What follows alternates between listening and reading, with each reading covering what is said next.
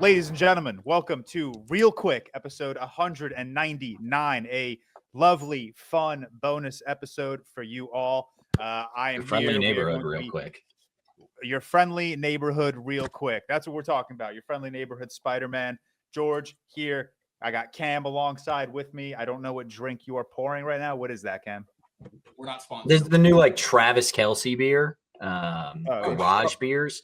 So it's that's a big glass. That's a fat glass. That's a fat glass. Nice wine glasses. That's a wide body right there. That's a beer and a wide glass is so funny. But we're here. We are 21 years of age. We do not condone underage drinking. Facts. We got ReelTok guest regulars. What are you guys on? Your fourth and fifth episode maybe, but we got Alex, we got Sammy. We're talking your friendly neighborhood Spider-Man. I'm happy that this show ended up being something that is worth talking about. I know myself, I went in with a little skepticism, a little doubt, but it ended up being an awesome show. So I'm excited to be here. Alex, Sammy, how are you guys doing? Sammy, first off, last time you were on the pod, you were neither engaged nor expecting a child, and now you are both. Now you're an unk. Thank you. Well, little do you guys know, I did that shit on purpose so everyone can stop calling me unk. Refer to me as your father from now on. But nah, dude, I just kind of hit the three. I hit for the cycle. I did everything.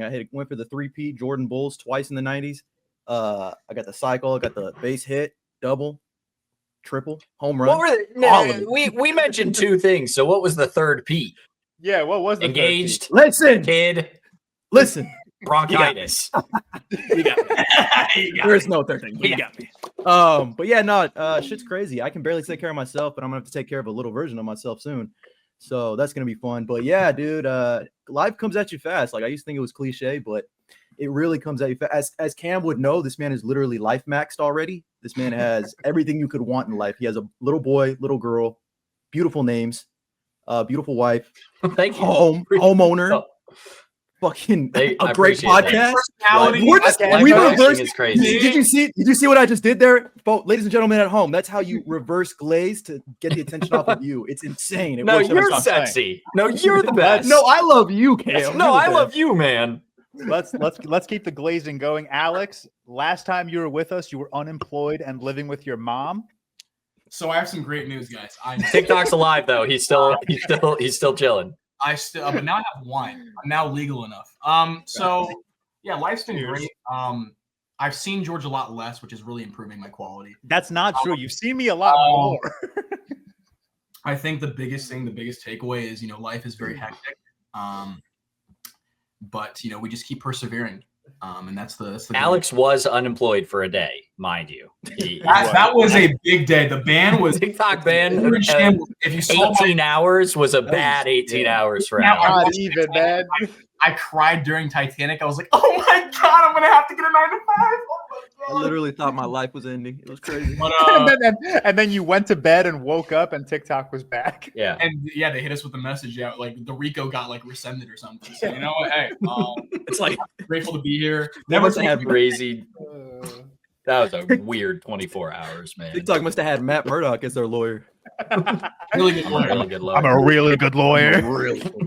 Are we gonna? Also, we have to acknowledge, just acknowledge. Sorry, my bad. Every time I hear that word, I have to say it like that. It's a great time to be alive. A lot of stuff looking forward in 2025. A lot of great people around us. I'm really grateful, and that's a little, serious PSA that I had to get out there now. Thank you. I appreciate that. We love that profound intellect right I'm there. going to be hammered by the end of this episode. Let's go. All right, let's get it started. Like we said, first off,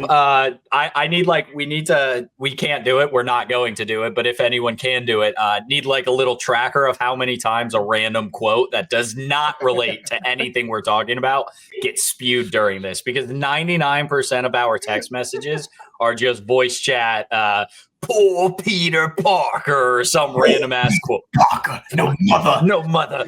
Where were you, Charles? Where were you? Azazel, Angel, Banshee. I'm sitting at my desk at work, headphones in, listening to these voice notes, just tears coming down my face. And the two girls that work for me, I got to explain to them what's going on. I'm like, yeah, my 20-something-year-old friends are just spewing movie quotes left and right. Clean this shit up. Clean this shit up. All right. Your friendly neighborhood Spider-Man. Before we get started on that, as always, shout out to our executive producers, Stefan Johnson, Devin Willett, and Alex Kephart. Shout out to all of our patrons. You guys keep us going.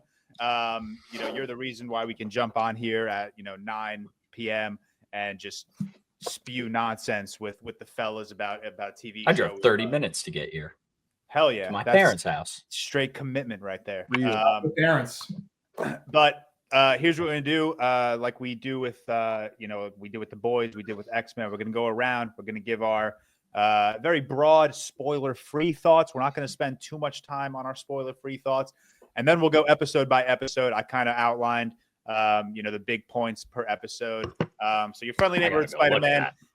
Yeah, I got open my rundown, man. The series explores Peter Parker's origin story and early days as Spider-Man, and it is set in an alternate timeline from the main films and TV series of the MCU. In this timeline, Norman Osborn becomes Peter Parker's mentor instead of Tony Stark. We got Hudson Thames as Spider-Man, who is reprising his role from the What If series. We got Coleman Domingo as Norman Osborn, Carrie Walgreen as May Parker, Grace Song as Nico, Eugene Bird as Lonnie Lincoln, and Zeno Robinson as Harry Osborn, as well as a ton of other characters and appearances that we will 100% talk about as we go along. Sammy, you are the resident massive Spider-Man fan. We will start with you. Give us. My bad. I was summoning some energy there. Who's playing music? So, okay, that's my dad, but I didn't know, my dad's kind of trying to learn the guitar right now. So I'm going to have to mute myself if I'm not yelling. But yeah, I didn't know if y'all could hear that. I thought Alex was fucking with me and playing some new Drake songs or something in the background. No, he's strumming right now, man. He's kind of going hard. That's nice. Sammy, we will start with you. Quick, spoiler-free thoughts on your friendly neighborhood Spider-Man. Yeah, so like George mentioned, I'm probably one of the biggest Spider-Man meat glazers there is. There is no problem with No Way Home. So going into Spider-Man, or your friendly, there are no problems with it, George. Stop. So going into your friendly neighborhood Spider-Man, I mean, obviously, like all of us, I feel like the trailer was really underwhelming. I was still cautiously optimistic because, like I said, it's Spider-Man. I don't see how you can really fuck up a Spider-Man show, but I've been proven wrong before with Marvel's Spider-Man. The 2017 show is dog shit. So anyway, high hopes were not there, especially coming off of What If season 3. But I figured I would give it a chance. I went into it. I was like, it's still kind of going to be its own MCU type of thing, and I was pleasantly surprised with just how good the writing is for a kids show. Like, let's relax. And, I've seen a lot of people say, "Oh, the writing is incredible," but at the end of the day, it's still a kids show. But for a kids show, it's insane, especially the way it deals with flipping tropes on their head in this show. I think that's what this show does really well, because you go into it expecting one thing from a Spider-Man show, but you get a completely different thing.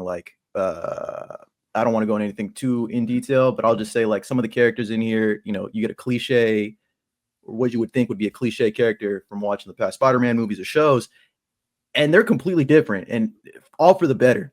One thing I will say, though, is this show is actually really funny because it still plays on the whole Iron Boy Jr. thing. It just does it a little better. It's more like he's Goblin Jr. now. It's actually kind of worse because he's right there by his side every single time, and every suit he gets is from Oscorp. So I thought that was funny that we didn't see that criticism more often, since that was a really big one for Homecoming and Far From Home. But yeah, I'm just incredibly impressed with the voice actors, the character arcs that they set up for. I would say there's 2 main characters in this show, really 3 if you want to count Norman Osborn, but the parallels in both of those character stories, Lonnie Lincoln and Peter Parker, are just insane, and they just play off of each other so well. But I will say that I think this is better than Homecoming and Far From Home. But hold on. I will say this. Wait. Because I know we have our resident Far From Home glazer in here in Cam. You need to wake up. You need to wake up. But I will say it is easier to play hindsight and patch the holes from those 2 movies. It's crazy that the reception of Far From Home when it came out was so good. What? It's fun. Homecoming people were glazing back when like 2017 or whatever, and it's just like no one could accept the fact that he was in the MCU now. Like everyone was so used to him being on his own that it was kind of like a what is it, whiplash. Anyway, whiplash. But anyway, I love this show. It's probably as good. Iron Man 2 villain. No one got the Disney past reference. Whipping people in Big 2025 couldn't be me. But overall thoughts on Your Friendly Neighborhood Spider-Man. Like I said, really impressive for a children's television show. Like I was locked into it for most of it. Trying to think like what else I haven't said about it that I can. The animation style is fine. I mean, it's a TV show. Like I don't know what people expect. I feel like the Spider-Verse animation. It's not bad, right? Like I think it's good, especially for a TV show. It's fine. Yeah, it's the definition of fine. People are so overreactionary when it comes to the animation. The Spider-Verse it's worse than Infinity War. It ruined everything because it was Infinity War. I'm an idiot. It's worse than Invincible. words got me, man. I don't know. Did you watch today's episode? We might be. Hold on, no, never mind. We're not going on a tangent on Invincible. We're not talking Invincible. We're not talking Invincible. Yeah, like in a couple weeks we'll be back. I just think the Spider-Verse. Yeah. The Spider-Verse rose-tinted glasses are insane right now, especially when you get other movies like Mutant Mayhem for the Ninja Turtles that had its own unique style. I just feel like everyone is expecting something like that. Shit, even that FedEx commercial. Have you guys seen that FedEx commercial with the delivery driver and the snake? That animation style goes crazy. I don't know if you guys saw that. I've seen that. I've seen that. They've been playing it. That you just pulled that out, but it's like maybe now my friends will believe me. Maybe now my friends will believe me. I like that. Just they play it during the NFL season. So I was like, someone in here has seen it. I don't know who, but someone has. Anyway, I've seen it. But it reminds me. The animation style reminds me of I don't know if you guys played the Ultimate Spider-Man video game for the PS2. It reminds me of those cutscenes. So I was kind of into it. I was like, oh, it kind of reminds me of the cutscenes from that video game I played. That was really precious to me. Anyway, I don't want to take up too much time. Your Friendly Neighborhood Spider-Man, great show, great children's show. Would highly recommend. Alex, let's hear your spoiler-free thoughts as you sip wine. I have been in this game a while. Been watching Spider-Man shows for a long time. I happen to be a child when I watched them. So I have a lot of credibility here, and I've seen a lot in my time. And damn, that makes me feel so fucking old. This man was actually wait, my life fucking sucks. I might actually be Spider-Man. I don't swing from buildings. My life just sucks. Stay with me. Holy shit. Stay with me, Gwen. Stay with me, Gwen. Stay with me. Listen. Sorry. I'm here to say now confidently with 1,000% confidence. Listen, spectacular. We're good. We got Your Friendly Neighborhood. We're good. Colin Coward Bull. That's crazy. Genuinely, I was floored. I was genuinely floored because I had zero expectations going into this. I was a bit of a hater. A bit is, an understatement, but the trailers didn't do it for me, and I was like just thinking another generic MCU Spider, kind of show. And then I went and I was just like, the writing it's very similar to Spectacular in a lot of aspects, as far as they nail the character of Spider-Man at its core, what he is. I like that a lot.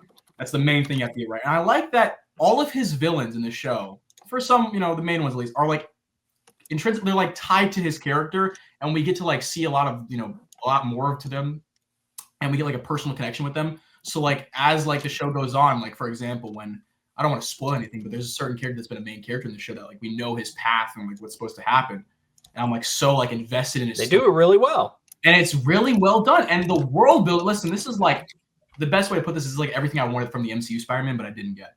Like the world building isn't like it's not overbearing. The cameos aren't like, you know what I mean? It's not like some multiverse bull crap yet. But like they're all like the Daredevil thing and everything that we see in the show is just like it's just natural. It just feels like we're fleshing out an already lived in world. I really enjoyed that. And the writing, yeah, like I said, like Sammy said, this show early on deals with like profiling from the police. Like in a Disney show, like I was just like, whoa. But it's not woke. That was like in that I know exactly what episode you're talking about in episode 1 when it like shifts the point of view to Lonnie and it like goes through that like 2-minute sequence of him walking home.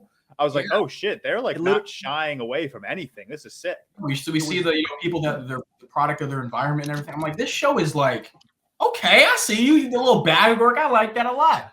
And That's what I said. say your When I leaned in, bro. I was like, I saw the profiling, and then I saw, hold on, this is a main character. I said, I gotta lean in here. I'm gonna wait a minute. Yeah, and like everything is just so well done. I like the story. I'm really invested in this new take on Spider-Man. It's like it is a very different take. We'll get into spoilers later, but they do a different thing with his origin that I thought was like, whoa, okay, I don't hate it. And yeah, the animation, it looks like something from a Smiling Friends. If you've seen that like clip of the human people in Smiling Friends, or like something like it's like overly rotoscope. But like, listen, it's still good. It gives me like Steve Ditko era comics, like that animation, like the drawings. It looked good. I grew on me, and I actually really enjoyed it. And it's different. But yeah, good show. Definitely would recommend. I'm not giving you an arbitrary star rating. I'm not that much of a sellout. But, if you were to. I'm just, if I had to, I don't know. I'm just glad that now I can finally stop like asking for spectacular. I can finally rest. Oh, great for I can finally. Sorry, you This just is already laid it out. You laid it already- out, man. This is already. What's the counter at now? Like 10? Yeah, we're at like It's not my 13 fault. already. You laid it right there. Listen, there's only one moment in the show where I was just like, God damn it! Like I felt like no, and it's at the very end. Chill. Oh, I'm not spoiling. I just Is wanted. it the thing I texted about, like right before coming? I needed an excuse yeah. to say a Ryan Gosling's Blade Runner quote. So I just, Yeah, I like it. I like it. Like, this show really nailed everything that I liked. I just, and it's very woke, and I love that. I love that. Not according to the It's good diversity. It's like all you DEI people, get ready. This is amazing. I loved it. All right, Cam, let's move on to you. Spoiler-free thoughts. I obviously really liked it. I just finished it like literally on my way here. JK, don't watch and drive. I was gonna say, were you watching and driving? No, relax. I had one episode left and I had a 30-minute drive, man. I don't know what you want from me. He saw another bad episode, buddy. Like, he saw Cole was playing Subway Surfers IRL. I have a setup. I got all the cameos. Don't you worry. Did you think you made it better by saying? I don't know. I don't know how to back out of this one. I don't know what to do now, y'all. I didn't watch the show. I'm gonna hop off the pod now. I don't know. Did you thought you made it better by saying I have a setup when talking about? No, I don't know, man. I don't know. I'm sorry. I don't even know like what. I would say it's not icy out, but it's icy out, so I Like can't. the opposite. It's like the opposite of Batman's contingency plan. Good show. I don't want to just keep hammering on the fact that this. I don't want to just keep hammering on the same points that you all made, but I enjoyed the show. I enjoyed my time watching it. My big frustration with it is it's very alike the MCU origin story, but yet it's not, and that's very much a product of the fact that when it was announced, and I'm sure in early production, it was supposed to be like a Peter Parker origin for like his first 2 years in high school. And I think like halfway through, they were like, well, this isn't that similar. Maybe we do something else here. So it's like set in the same universe because like the exact same things happen, but it's also not. And they have Charlie Cox voicing Daredevil and Benedict Cumberbatch voicing Doctor Strange, but then they don't have obviously Robert Downey Jr. doing Iron Man. And Coleman Domingo hopefully will, but probably won't play Norman Osborn in the live action. So it's just weird how they did it. I think I would have liked it to be one or the other, not attached. I still really like the show. That would just be like my biggest frustration of it. The thing they do at the end that Alex is talking about is probably the biggest like. It's like in Rogue One when they pan over and R2-D2 and C-3PO are right there. It's like, hey, we're still in the Star Wars universe. This is like, hey guys, Marvel animation here. Did you know about this? So we'll talk that. I immediately went, no. No, Stay over get there. that off my Stay screen. over there. Get the fuck over there. I held up my cross. Yeah. I was like, stay away, stay away, stay away. Yeah, Stay like- away. Start. Yeah, I can't. Honestly, I saw a tweet about it before I started watching it. I thought it was just like a joke. Like I thought it was like a meme, like that someone made because it had a. I'll say the tweet again when we get in spoilers, but I thought it was just a meme.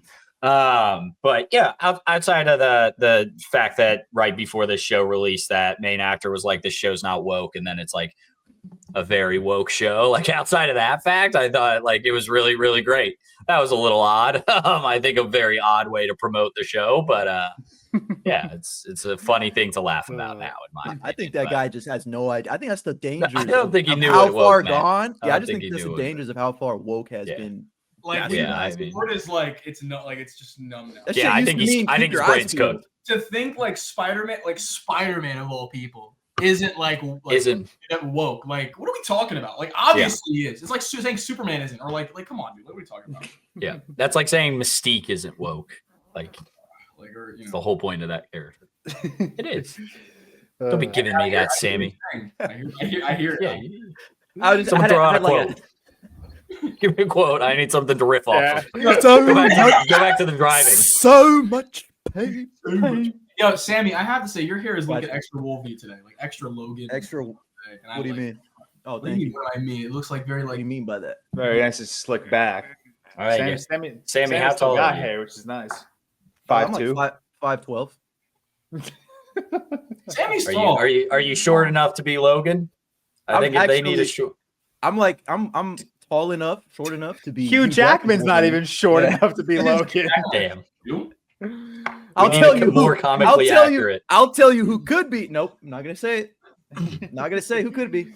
All right, let me give my spoiler-free thoughts, and then we'll move Please on do. to episode by episode quickly. I mean, nothing more than what you guys said. The biggest thing was, I guess, expectations versus outcome. I went in, like I said, not expecting a lot. I was a little, I was skeptical. I was weary of, another classic MCU show, especially coming off of like Secret Invasion and Echo. So I was a little weary, but yeah, I guess if we're talking like the difference between expectations and outcome, this is huge. This was a massive difference in the two, and I really, Can they really still enjoyed do this it? show. Can they still cook?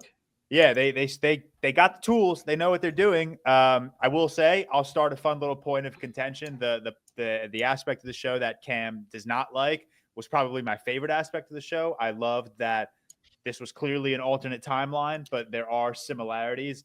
But it's not similarities, though. That's my issue. It's the exact same. Like it's yeah, the it's like Sokovia beat for beat. Accords. Civil Yeah. War, like, the events of those happen, but without Peter. It's the Sokovia Accords, and then they also mention the Chitauri coming down. They also Yeah. mention a number You know, Thor coming down. Like Yeah. I don't think it's alternate. I think it's the same. They've just done a different story in it, and that frustrates me. But Yeah, I can see your point. No. If you're talking like full world, I can see your frustration. I was more so talking about like the character of Spider-Man, but full world stuff, I can see your frustration. But again, Yeah. I don't know. I kind of enjoyed that. I kind of like that. Like half the show, I was watching it, and I was like, oh, this is cool. This is like a new take on this universe. And then half the show, I was like, oh, this is a nice familiar beat. Like this is a nice little Good parallel baseline. to. Yeah, it's like a good parallel to the universe that we've obviously all grown up to love. So that's really awesome. I loved every character. I really did. I think every character is so brilliantly fleshed out. Like Alex said earlier, every character really is just a product of their environment. And I like that the show didn't shy away from that. They really didn't they took care of every character, which is something a lot of TV shows don't do nowadays. I said this when we recorded X-Men 97. X-Men 97 takes care of every side character, and it makes every side character worthwhile and worth investing in. Same with this show. Even someone, even the smaller characters like Mila and Mikhail, I had a great time watching their arc unfold and stuff like that. So really admirable writing and characterization. But beyond that, everything you guys say, I echo. I enjoy this show. I love Spider-Man. I love that we have I guess a new animated Spider-Man show for a newer generation who maybe didn't grow up on the Spectacular Spider-Man. So yeah, I like the show. Really great. I'm happy we're all here talking about it. I'm happy it ended up being a show that we all wanted to jump up on and record a bonus episode.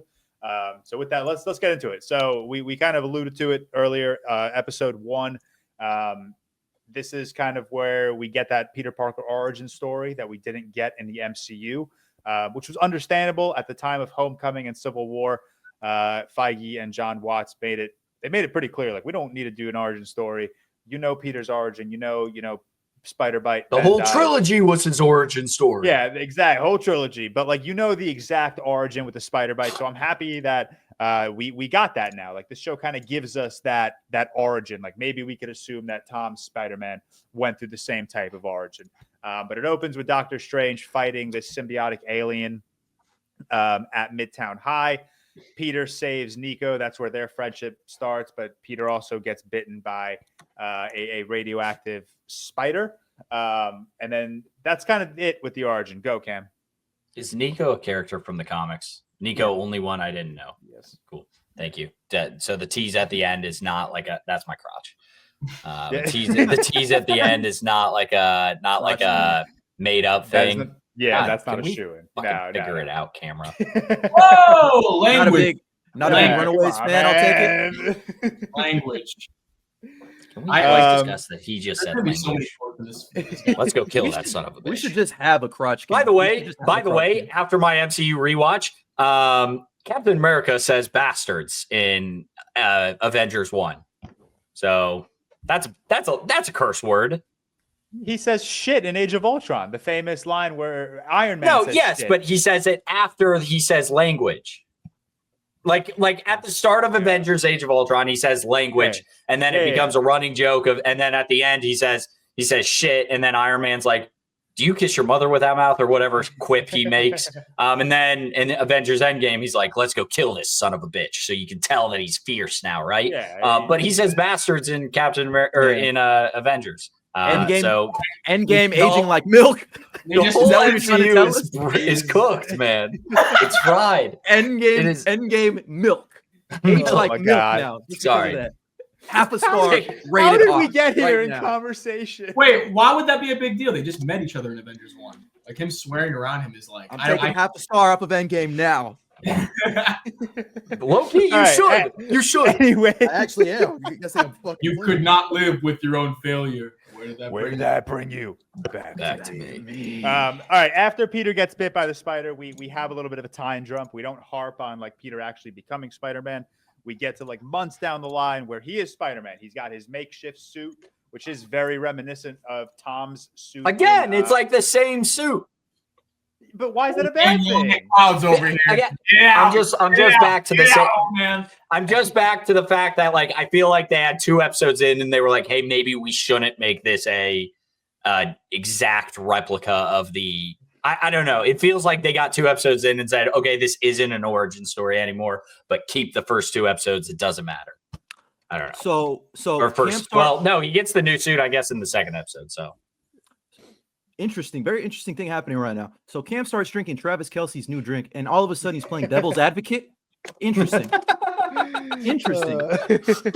I need my quarterback. Devil's advocate. He's gonna be healed next season. Okay, Jesus Christ, it's gonna be a long episode. What are we on? We lost him. Oh no, we lost him. Yeah, we're good. No, George, don't go to the light. Oh, we got him. I'm back. A nice introductory episode where we're introduced to Pearl. We're introduced to Lonnie Lincoln, who we mentioned earlier with that that scene of him walking home. We see Peter in action. He's fighting. He has a hilarious encounter with some thugs that are trying to get after Harry Osborn.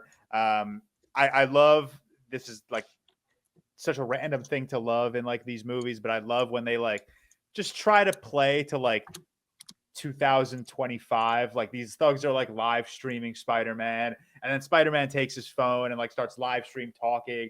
Like, by the way, shout out the guy who does the Miles Morales NPC for getting a role in this in this show, because just what a goofy ass thing to be able to get a role from. Wait, Is that He's the dude. Yeah, the dude who does like the NPC Miles Morales on TikTok. He is the guy who like takes the phone and is like live streaming the fight at the very start. Oh, that's fire. I didn't know they. Yeah, so shout out NPC Miles Morales guy. If you need any other roles, we are here. I have a range of vocal, vocal James level. Gunn. I can do fire all the drones now. And we can That's it, though. That's all I can do. Nah, I'm gonna do my own thing. Sure. The roses. Thank you for the roses. Thank you for the roses. And then the episode ends with like the biggest parallel at this point in the show. Peter gets home, and you have that Civil War, the literal 1-for-1 parallel. Same song. Yeah, with the song and everything, man. Stop hating. Cam, For 5 Cam. seconds. this is the point, Cam. That's This the is whole point of the point. show. God damn it. I know. So Rewind. yeah, so God, the that's a wide exact glass. same- Every time it comes up, I'm sorry, it's so It's a distracting. Fat glass. That's a glass. Like, That's what a are we wide load right there, baby. Woo! I'm a peacock. You gotta let me fly. Oh my god. So the exact The Civil War lion? parallel with Peter walking into the apartment. Jesus fucking Christ. I'm gonna do the S and I'm not gonna break. I love having George here. Now I'm staying. I You love it. know, you know I how love this tough so it is to host an episode with 3 goofballs right now. I'm not gonna break from now on. No, I'm serious. I'm dead ass dead man. I don't buy it. But again, instead of Tony Stark, it is Norman Osborn. Coleman Domingo is so sick as Norman Osborn, man. He has such a cool, like, distinct Norman Osborn voice. with waves. Norman Osborn with waves. It's so Legit. cool. It's such a cool introduction. Actually, and he's always had the episode waves. one- He's always had the waves with the waves. Sorry, I had to. and anything you guys want to say about episode 1 before we move on? It is a very introductory episode. We do get, like I said, that origin story that we never got in the MCU timeline that we know with Tom Holland, and we do get, it all leads up to the Norman Osborn reveal. So anything you guys want to talk about in this episode?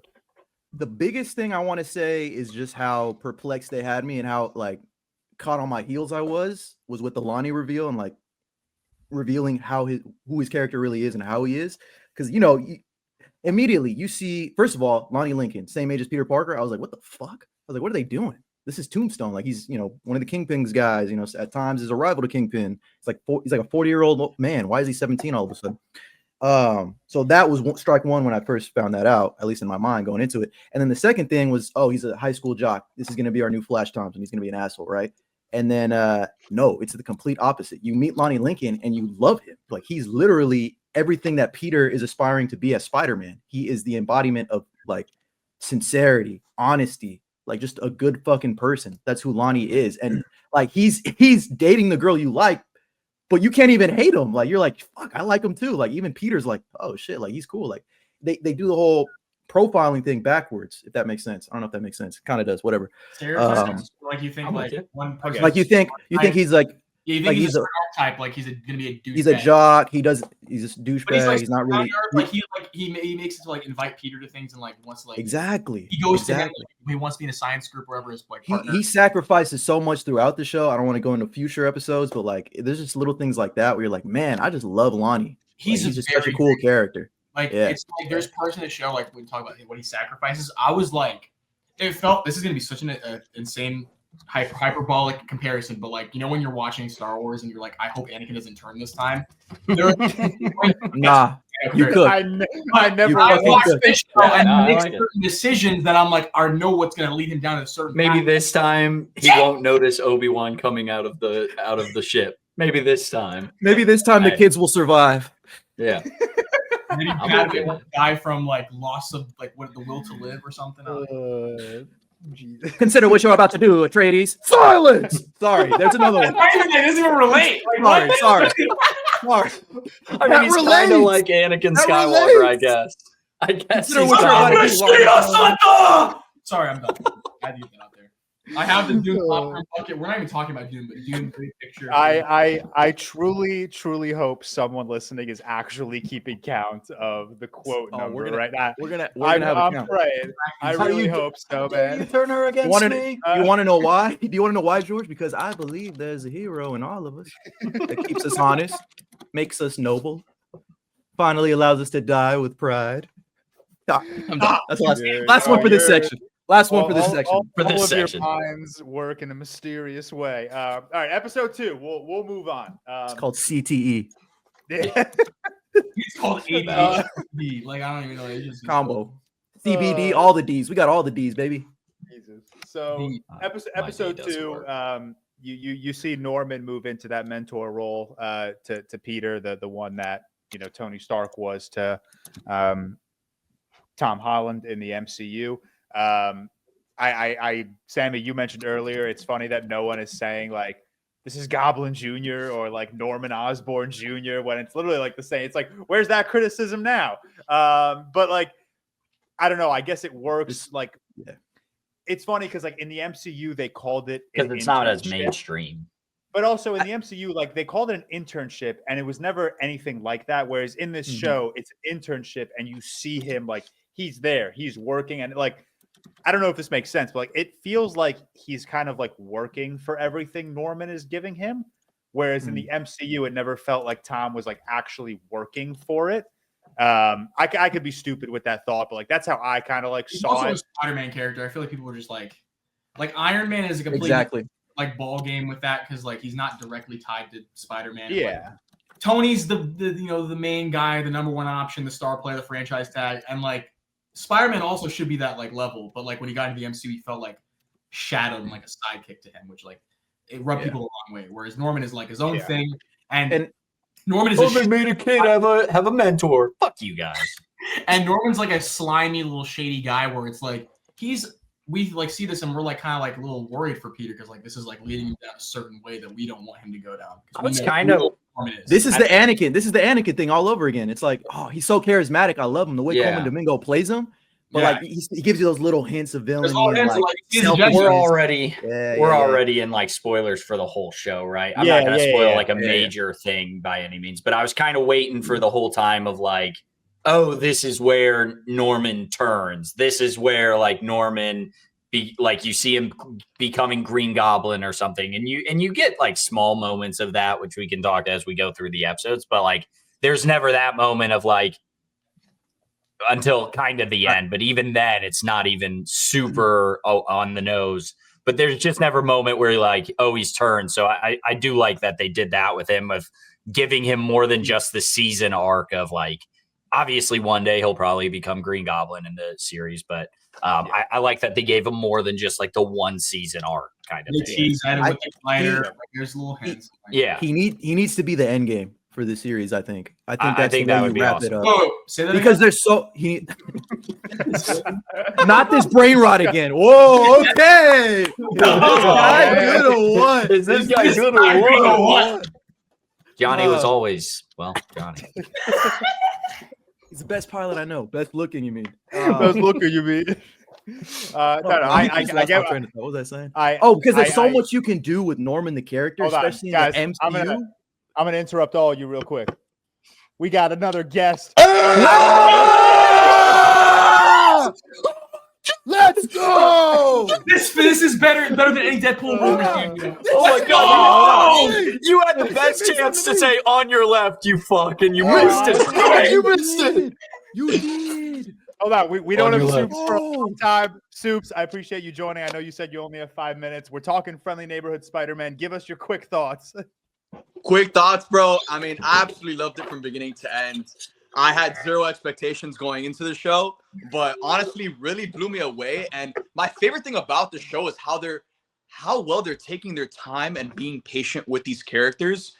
I feel like with any other like modern day Spider-Man cartoon, they would have rushed Norman as Green Goblin. They would have rushed Lonnie as Tombstone, but they're confident in the show and the story that they have. They know it's going to go on for multiple seasons, and that's going to allow for the characters to marinate and for their stories to actually be done justice in a way they haven't been done before. Like, This version of Norman, dude, I mean, I just literally tweeted that Colin Domingo needs to be Norman Osborn in the MCU. He Straight up. does. Facts, he does. He does. Get your Finally, bag, going King. with waves. I need it. Going with waves. We need it. We need the waves. Had waves. He's constantly been talking about how he's been talking with Marvel about different roles. But like, dude, he's Make him always Blade. so good as Norman. Like, it's a home run. Let's not waste him like Giancarlo Esposito in Captain America: Brave New World. Not a big Sidewinder fan. Not a big Sidewinder fan. Oh my God. The Serpent Society. They're stealing the adamantium. No comment on was everything us. Brave New World related from here on out. No No comment. No comment. We ignore. We ignore. Brave We New ignore. World. No. Like You're not Steve Rogers. You're not Steve Rogers. Brave New World. 10 out of 10. You know what? You're right. I'm not. No, Supes, I love that point where you said they didn't rush any character. I also think just added like so much uncertainty to this show because the entire time season 1 was unfolding, I just kept thinking to myself, I'm like, when's it gonna happen? Like, when's Norman gonna turn? When's he gonna fight Peter? Blah blah blah. We're in spoiler section, so it doesn't really matter. But like that never happens in this season, which is awesome. Like he is Peter's mentor through and through to the end, and I think that's really cool. I like that they took that time to build that relationship. They could have easily by episode 3 or 4 given Norman that Green Goblin arc if they wanted to rush it for the sake of, you know, fan service or an applause or, you know, a freak out on Twitter or whatnot. But I got to respect it, man. I got to respect the writing of the show. I know Sammy brought it up earlier. I know we say it's a kid's show, but damn, it really is a very well-written show. Mind you, I watched 99% of this show with my 2-year-old son. So it was fantastic other than the fact that every moment Spider-Man was not on screen, he said, "Where's Spider-Man?" I can only say, I don't know, bud, so much. I mean, That's so that's real though. Bro, that's so real, yeah. So real. it also It felt was- like we finally got closure on that homecoming post-credit scene teasing Scorpion. Like, Yes. dude, when the moment I saw Scorpion stabbing through dudes through the chest, I was like, whoa! Oh, I that did fucking. not know this show had it in him, but I brought a this knife Scorpion to was it. great. Conversation flowing through him, like he's OD, and I needed. And he's Latino, bro. Come on, man. Araña. Every time he kept saying Araña, I was like, "Ooh." Chills. I love it. Yeah. All right. Where were we? We were episode 2. Supes, you We came were in at a just fun talking time. Norman. Yeah, we were just talking Norman. So episode 2, you see Peter kind of grappling with like those typical coming of age beats between, you know, meeting friends, the internship, being Spider-Man, being friends with Nico. The whole episode, though, it boils down to that final like 5 minutes where Peter saves people from a building burning down, and Norman is like, "Hey, dude, I saw that security footage. I know who you are." And it leads into episode 3 where Peter's denying it. And Norman's like, I know who you are, dude. I that's my security camera. Like no one else looks at that or touches that but me. And I saw you. And that is the kind of the catalyst of the remainder of the show. So before we tune into episode 3, anything more you guys want to say about episode 2, the introduction of Norman and his relationship with Peter? crazy twist having him find out Peter's identity this early, and then he's like, you know, let's become a. Well, I thought we always kind of knew he was going to find out. Maybe not this early. You're not wrong, but I always kind of thought we knew he was going to, like show up, or not show up, like be that Iron Man-esque character. So like I wasn't too shocked by that, but I like that he's like, I'm not a dumbass, like or maybe not even that. He just did the math on how smart people can be to make these webs, and I gathered they were the smartest people in the world, but they were under 10 years old. Yeah. And so yeah, it's just I like how they made that reveal. I just think love that how worked. I love how horrible MCU Peter Parker is at keeping his identity a secret. Like it's just insane. He's just like giving it out left and right. It's crazy. Oh, and by the way, everyone, bro. Norman, Mind you, Andrew Garfield threw a football through a goalpost. he also broke the backboard too. But we don't need to talk about. We don't need to talk Hey, about Shaq that. did that. You don't need to Shaq talk did about that. Yeah, but did you see the way he was like contorting? He was like vertical in the way he air. twists his body. Yeah, insane. That's the question. Norman, That's the why do you question when have? he climbs over the rail. That's the That's question. Norman. That's the question. That's the question. Why does When Norman, no. Stay with me. Why does Norman have a personal camera for that specific section? For that like of the staircase. staircase, bro. That's the only thing I was like, why? Where does that 'Cause staircase he's go? looking for Spidey, man. He knows Spidey's not going to pop out in the middle of the room. A lot of freaky plot stuff hole, happens plot in that hole. stairwell. A lot of freaky stuff. -5 points. Dude, honestly, bro, I was having this conversation today with one of my boys. I love how this show, I mean, and not just with Norman, but with Doc Ock as well. Like, bro, they treat their actual villains as like human beings instead of like stereotypical bad guys. And Norman, so many killer monologues throughout this show where you're just like, dude, he's fucking right. Like, he's so right in feeling the way he feels. And, you know, he's kind of justified in doing the things he does and the way he operates in this show. And I mean, you guys are going to talk about it later on in this episode, but flipping the whole with great responsibility comes great respect. Great respect. Absolutely. Bars. Spitting motherfucking bars. Such a crazy ego trip right there, dude. That's unbelievable. I like on that point, I also like the villains aren't like Across the Spider-Verse reference. They aren't villains of the week. Like they're like, you get Doc Ock throughout the series, you get Lizard throughout the series, you get obviously Norman Osborn, not a villain just yet, but you get him throughout the series. Like you get these characters. It's just like the show. It's just like it. Yeah, that's tied in. You know, it's like Invincible too. We don't Oscorp creates a lot of villains. You got Doc Ock is basically the master planner all over again. Product of environment, baby. It's a theme throughout the entire show. I love Lonnie becomes the big man. The Doc Ock in this show is fire too. Like I love that. We'll get to that later. Yeah, I was about to say we'll get to it a little later. I gotta head out. I love you guys. Supes, I will see you guys on the next one. We got to do this soon. We're doing it for Invincible, so we'll text you. Daredevil. I'll be on. Same night as Andor. Daredevil too. Wait, we Matt, got are you Andor. coming to New York for Daredevil or not? Dude, I'm coming to New York next week for Othello. Like I got tickets for Othello. That's fun. That's cool. But like, that's kind of awesome. sick. That is dope. Bro, I had to fly in for Jake and Denzel, bro. Isn't Denzel? Yeah, I was gonna say that's What the? Yeah, that's actually. I'll catch sick. you guys. I love you guys. Supes, we love you. We appreciate you. That Supes cameo. I that saw was hilarious. Tweet. I opened up Twitter and I see he was the first person to tweet, and it was the Coleman Domingo thing. So I quickly texted him. I was like, dude, do you want to surprise the three of them and pop in real quick? And he responded immediately saying, yeah, hell yeah, but I can only stay for 5 minutes. So Supes, if you're still listening, we love you. We appreciate the cameo.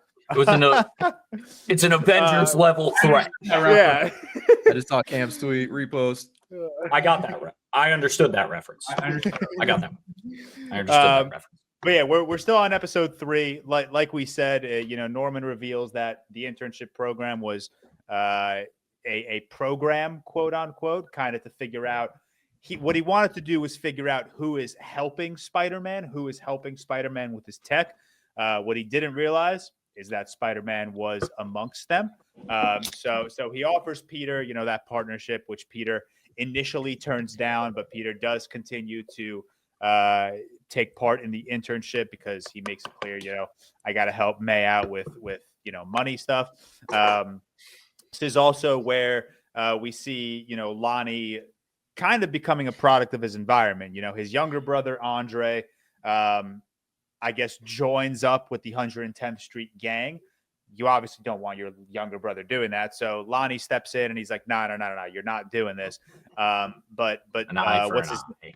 Yeah, what's his name? Big Donovan. Douchey Big Donovan comes in and he's like, no. By the way, soft, motherfucker. Soft as fuck. Soft. So soft. Such a bitch, bro. Charmin Ultra Soft. Yeah. It's such a bitch. But yeah, like Cam said, an eye for an eye. Donovan's like, yeah, you could have your brother back, but I'm taking you instead. So Lonnie does do that. And, as we continue going through the episodes, we'll see how Lonnie starts to grapple with that. I really like while I have a section to cut in, I really like how the Disney Plus is doing a couple of their releases right now where so for this they do 3 episodes because and I think that's something they've been doing is like the premiere is never just the first episode because they know the first is like a setup, so they have to do 2 to make people interested. I like that they're doing 3 episodes at the start and then you get weekly and then the final week is like 2 episodes. They're going to do that with Daredevil. I think they're releasing 2 episodes, 1, 2, to like start and end cap it. And I kind of like that. That way they're releasing them rather than. Do you think that's like a creative decision, or do you think that's them basically saying we need to release all 10 episodes in this time frame because we have to get to the next movie? Like they couldn't do this across 10 weeks, so they had to do it across. Maybe I'm gonna give the mouse the benefit of the doubt here and say it was a decision that someone made. Yeah. Okay.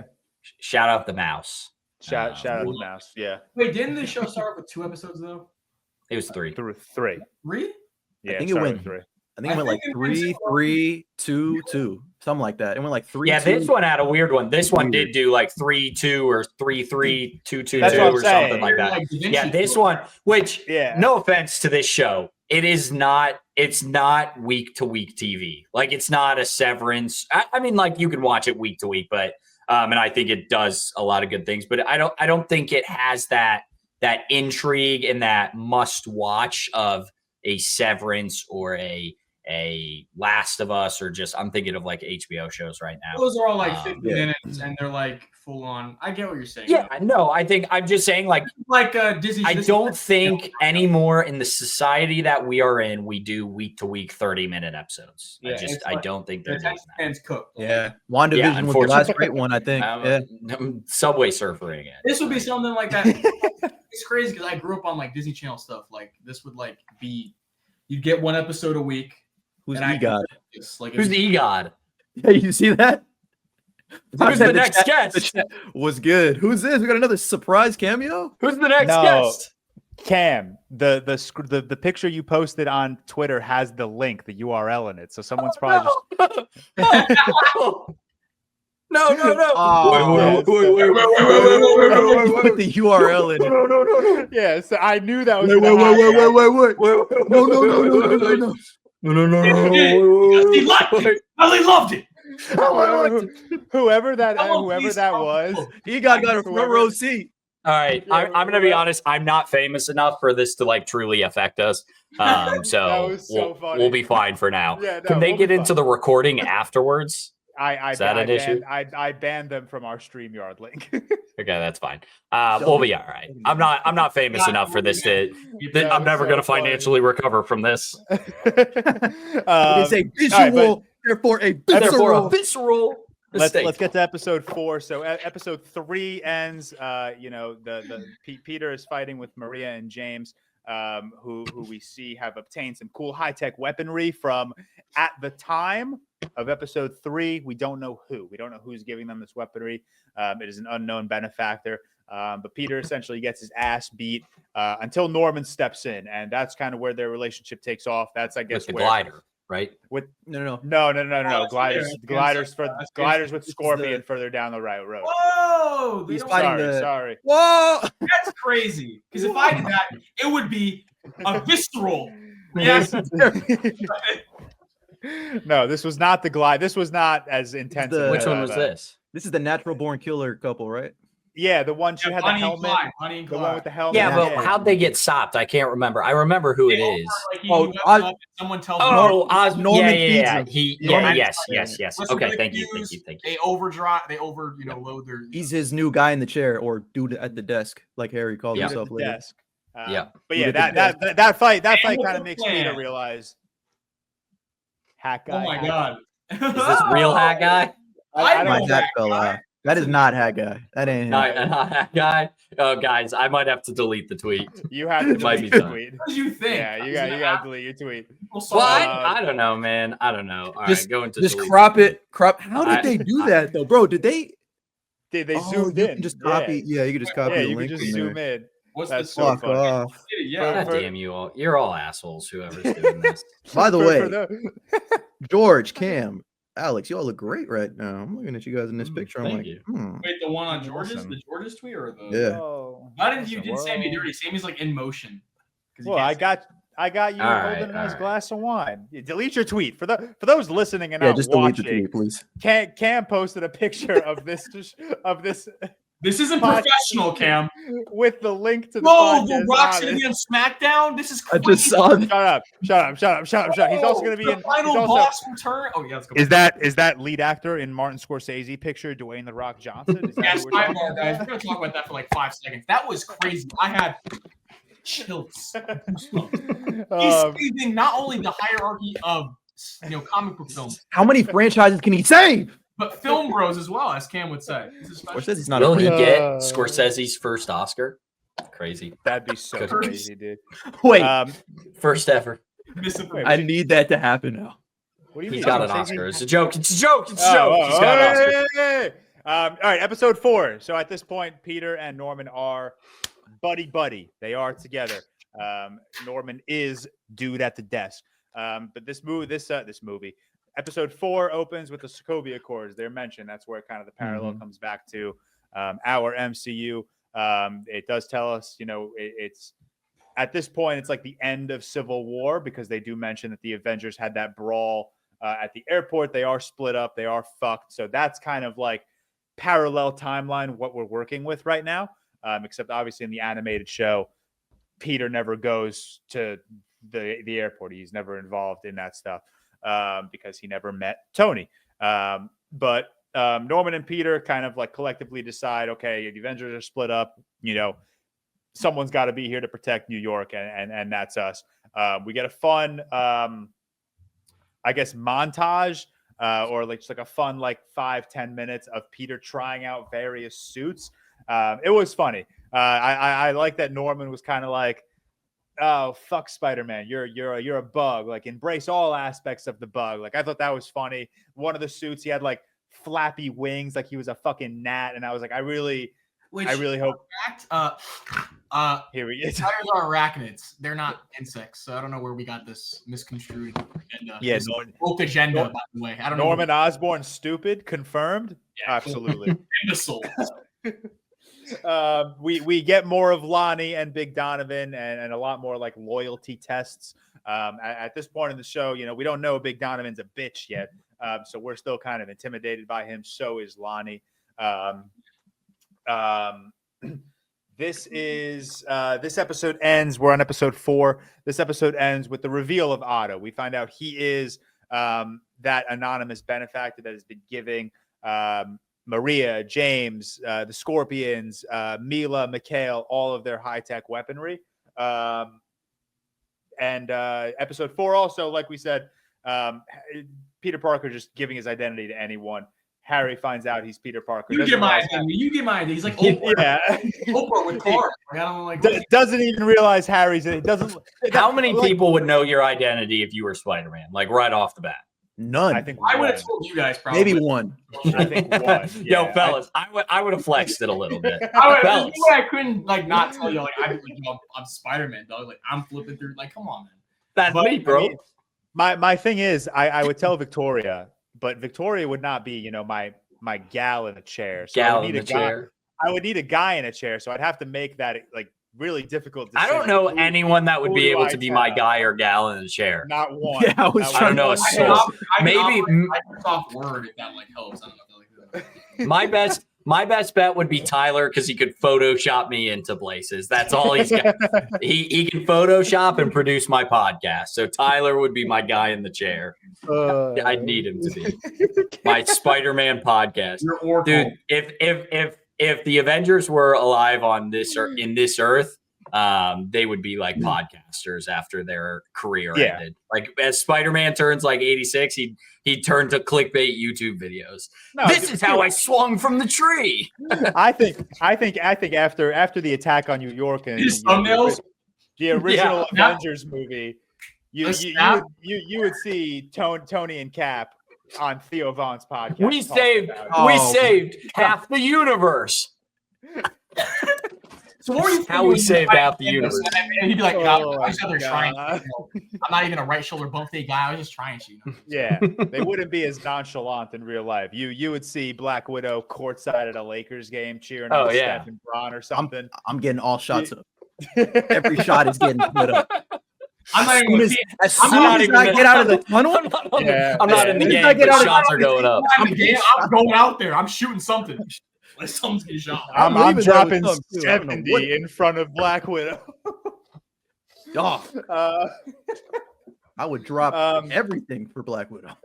All right, let's move to episode. Call Joss, buddy. This All right, episode, we're he not- ends by getting the name Tombstone, right? He gets, No, he gets that's, his name. That's episode 5. That's episode 5. Oh, Damn, come on, man. Like, what are we doing? Came out I'm here reading is the spoiled. synopsis. Yep, you're right. I'm reading the synopsis of 5, thinking it's 4. I'm sorry. All right, but that is that. All right, we'll run through episode. See, 5 this is why I and- don't keep us on track. This is why George keeps us on track, and I just say, Saying, man. Angel, Azazel, Banshee. Where were you, Charles? That's all I You abandoned us. All right, Hiding! You In a mansion with Hank. You abandoned a lot me. about Meteor. You took her away and you abandoned me. at the end of episode 4. Jesus, let me talk. Fuck. Let me talk. That's a Kevin De Bruyne reference. If anyone gets that in chat, Man City, they get That's it. the greatest midfielder of all time. No, but sure. No. So episode 4 ends. You find out Otto Octavius is the anonymous benefactor, and episode 5 opens with him basically. You find out that he's trying to monopolize the illegal weapons industry. He's the one that's distributing it to essentially everyone that is in Spider-Man or Norman Osborn that has weaponry. Probably came from Otto Octavius, which I love. That makes him like such a big threat. Not only to Evil Spider-Man, Iron Man reference? Stop. kinda. Please stop, Cam. Sorry. But yeah, that makes Otto like this massive threat, not only to Peter but to like the universe. Yeah, and by universe I just mean like Marvel, not the actual like multiverse was in the like, show. Otto Yeah. This- No.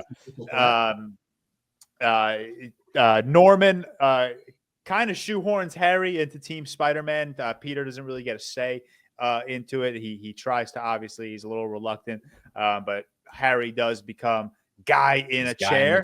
And he Yeah, said guy in the chair because it's the damn MCU. Yes, why do you hate Remember it? when remember in Homecoming when they make a porn joke? Yeah. You can't say that word. What are you watching? I'm Porn. looking, Oh yeah. okay, Damn but you, what's MCU. more believable? What's more believable, Ned, No, the guy in the chair, or a guy whose father Actually- owns a multi-billion-dollar company?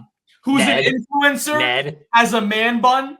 By Is the Kevin- way, Not I trying love to be an that ass. change. I am just based on them. I think Ned would probably be able to work a computer better than Harry. That's We're about to get racially the fat joke, motivated. We aren't got him, Chad. Nope, that's not racially motivated. That's weightfully motivated. We all know what this man's talking about. Nope. I think Ned Nope, I just don't like the CEO of Sex looks like he could work a chair better, I don't like those kind of people work in a the computer chair. better. Whoa, what saw- do you mean? I saw Those a kind of tweet. people. I saw a tweet the other day. Someone asked, like, the tweet basically said, like, in all seriousness, like, how did people discover sex? And then someone quote tweeted it with just a picture of a Ned and said, "Ask this guy." Yeah, the CEO of Sex, baby. I was like, what the fuck? I was like, that's not the Spider-Man reference I was looking for today. There's just no shot he becomes the new Goblin. There's no shot. I just can't see it, bro. I can't see it.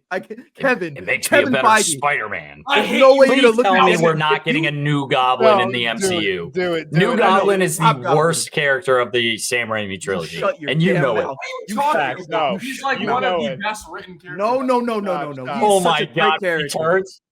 You Oh, came. You don't like. You're something you don't like. You're my friend, best friend. Stronger. She means something to me. It's this. I'm stealing this from Mr. Sunday Movies. So if you've watched his Caravan of Garbage, I'm just stealing this from him. But New Goblin does not have super hearing. So when Peter is 20 miles away from him talking to MJ, he could have been like, "Hey, Harry's making me say this." Like, "Hey," and he's over there and he's watching us, and we don't actually have to break up, but I gotta go beat up Harry right now. He doesn't have super hearing. That's such a stupid ass plot line. I hate. And not the. I love how you're referencing this, but not the amnesia bullshit. Like, I know the amnesia is probably the worst thing about that. amnesia's the worst. That thing is normal. Clearly, relative. it was clearly we need him out of the movie for like 20 30 minutes. We got And that movie's still big. The best though is in that first chase scene is pretty fun. I will admit, because he's got the new web balls, which he didn't have in the first two. He's got the web balls. You knew this was coming, or like, Pete. huh? You knew this was coming, Pete. Yeah, there you go. And then he like Harry gets hit like 12 times and then gets a dome shot by that bar and when it flies off of his skateboard. Crazy. Also, that character design is horrible. Also, no spider sense in that scene. So weird. I've always crazy. He just gets picked up by him. No, we didn't get the spider sense. We didn't get the spider sense in this that show. often in this show like at all. We did. Scorpion, when he fights Scorpion, it comes from behind and he like jumps up the second time. Okay. When he fights Scorpion with Lonnie, he gets a very rare, very small. Maybe in the second season we get a little spider sense, but But again, it is like the MCU. You didn't get the that MCU calling it Peter Tingle did set it. That's so like 12 9/11s. All right, we're still on episode 5. Episode 5 ends, and this is kind of where we find out that Big Donovan's a little bit of a bitch. This is where the show gets good. IMO. Yeah, like really good. Oh yeah. Yeah. So the 110th Street gang and their rival gang, the Scorpions, I should have mentioned that earlier, get into a little bit of a turf battle. Lonnie's missing practice. He's missing school. He's struggling. You know, Peter's struggling with balancing Spider-Man and life. Lonnie's struggling with balancing life and 110th Street gang. Again, like we said, it's really good characterization. Nothing feels rushed. But in this turf war between the 110th Street gang and the Scorpions, Lonnie saves Big Donovan, and that he gets mad respect for that. Tons of respect. This is where he gets the nickname Tombstone. My B. No, you're good. You're what good. they try to call him at first? They try to call him Superstar. Superstar. No, Superstar. He didn't like. Then they had another one, and then it was another one. Yeah, it was. It was something even dumber. And then it was like, nah. What about Tombstone? While the gangs are fighting, right? Isn't Peter fighting Daredevil or something, or he's fighting someone else at the same time? No, that's earlier in the episode. That's next episode. Sorry, because the next episode's called. They parallel along, like when they enter fights or like when they're going to do something. Like they have like activities. I think this is when he fights Unicorn, right? Is this the episode he fights Unicorn? Is this right? This is called the Unicorn Unleashed. So this is when he fights Unicorn. Which this is where. No, this is the episode where Mila uses like Mikhail as bait, and Mikhail saves Spider-Man. He ends up saving. Shit! That's the Unicorn. By the way. They save each other. Oh my god! Wait, that's crazy. Yeah. By the way, that's something I wanted to mention. The way they're planting seeds for like these, because obviously Mikhail is going to be Rhino eventually in a future season. But the way that they like plant seeds into how he is as a character, like such a noble and honorable person, like he might be a criminal, but he still has like layers to him. That I really appreciated that, like how he's Peter saved him and then he saves Peter. Like that was such a great. Like just a little nut. That just proves you this. They know what the fuck they're doing, and they're planning for multiple seasons. So like whenever he ends up, Paul Giamatti. So they're all. I am the Rhino. I told you I would be back. Jump Street moment where I was like, wait a minute, both the Lonnie and you had a 21 Jump Street moment. It's great. What'd you just say? Say that again. You had a 21 Jump Street moment? I had a 22 Jump Street moment where I was like, oh shit, they both sacrificed. I was just gonna say they referenced 21 Jump Street in the show. They say like something about. This isn't 21 Jump Street. What's up? I'm going around referencing these old ass shows. Scooby Doo, 21 Jump Street. Fuck this guy. We do this shit. Actually, we're the only ones allowed to reference shit in this year. Scooby Doo. This shit actually ruined my whole day when I heard it. Rewatching. I actually don't hate that line in movie. I'll say it. Oh my god! I don't hate the line. The trailer version is. The trailer was worse. Scooby Doo that shit makes it better. Scooby-Doo that crap makes it sound like a 1-year-old, but Scooby-Doo that shit, I think I'd say that in real life. Much of a difference. When you're ever watching, these shows, do you ever think like Scooby-Doo this crap, Scooby this shit? There's not much of a difference. Oh, I'm edgier because it said shit now. Like no, you're on Johnson. It sounds. I think delivery was a little better in the movie though. Yeah, I think the movie it was works. More believable because he's like, all right, let's Scooby-Doo this shit. Like he was pissed off. He was annoyed. I think it worked. In the trailer, he's like. Scooby-Doo this crap. When you're watching these shows, do you ever like think let's pull up the trailer right now. I'll pull it up. He says it. Let's Scooby-Doo this crap. He says it like that, bro. He might do the hands. I might be imagining it, but I'm pretty sure he does the hands. He goes Scooby-Doo this crap or something like that. It's like normal. He says Scooby-Doo this shit. I don't know. I like it mid-movie. Go watch the movie, man. Yeah. No Way Home. Anyway, real Jordy's question. having, like, a conniption right now. He's like, please. stay Yo, on track. Cam has been trying to ask this question for 10 minutes. It's And not Al- even a good question. and but Alex I have just to ask keeps it at this talking. point.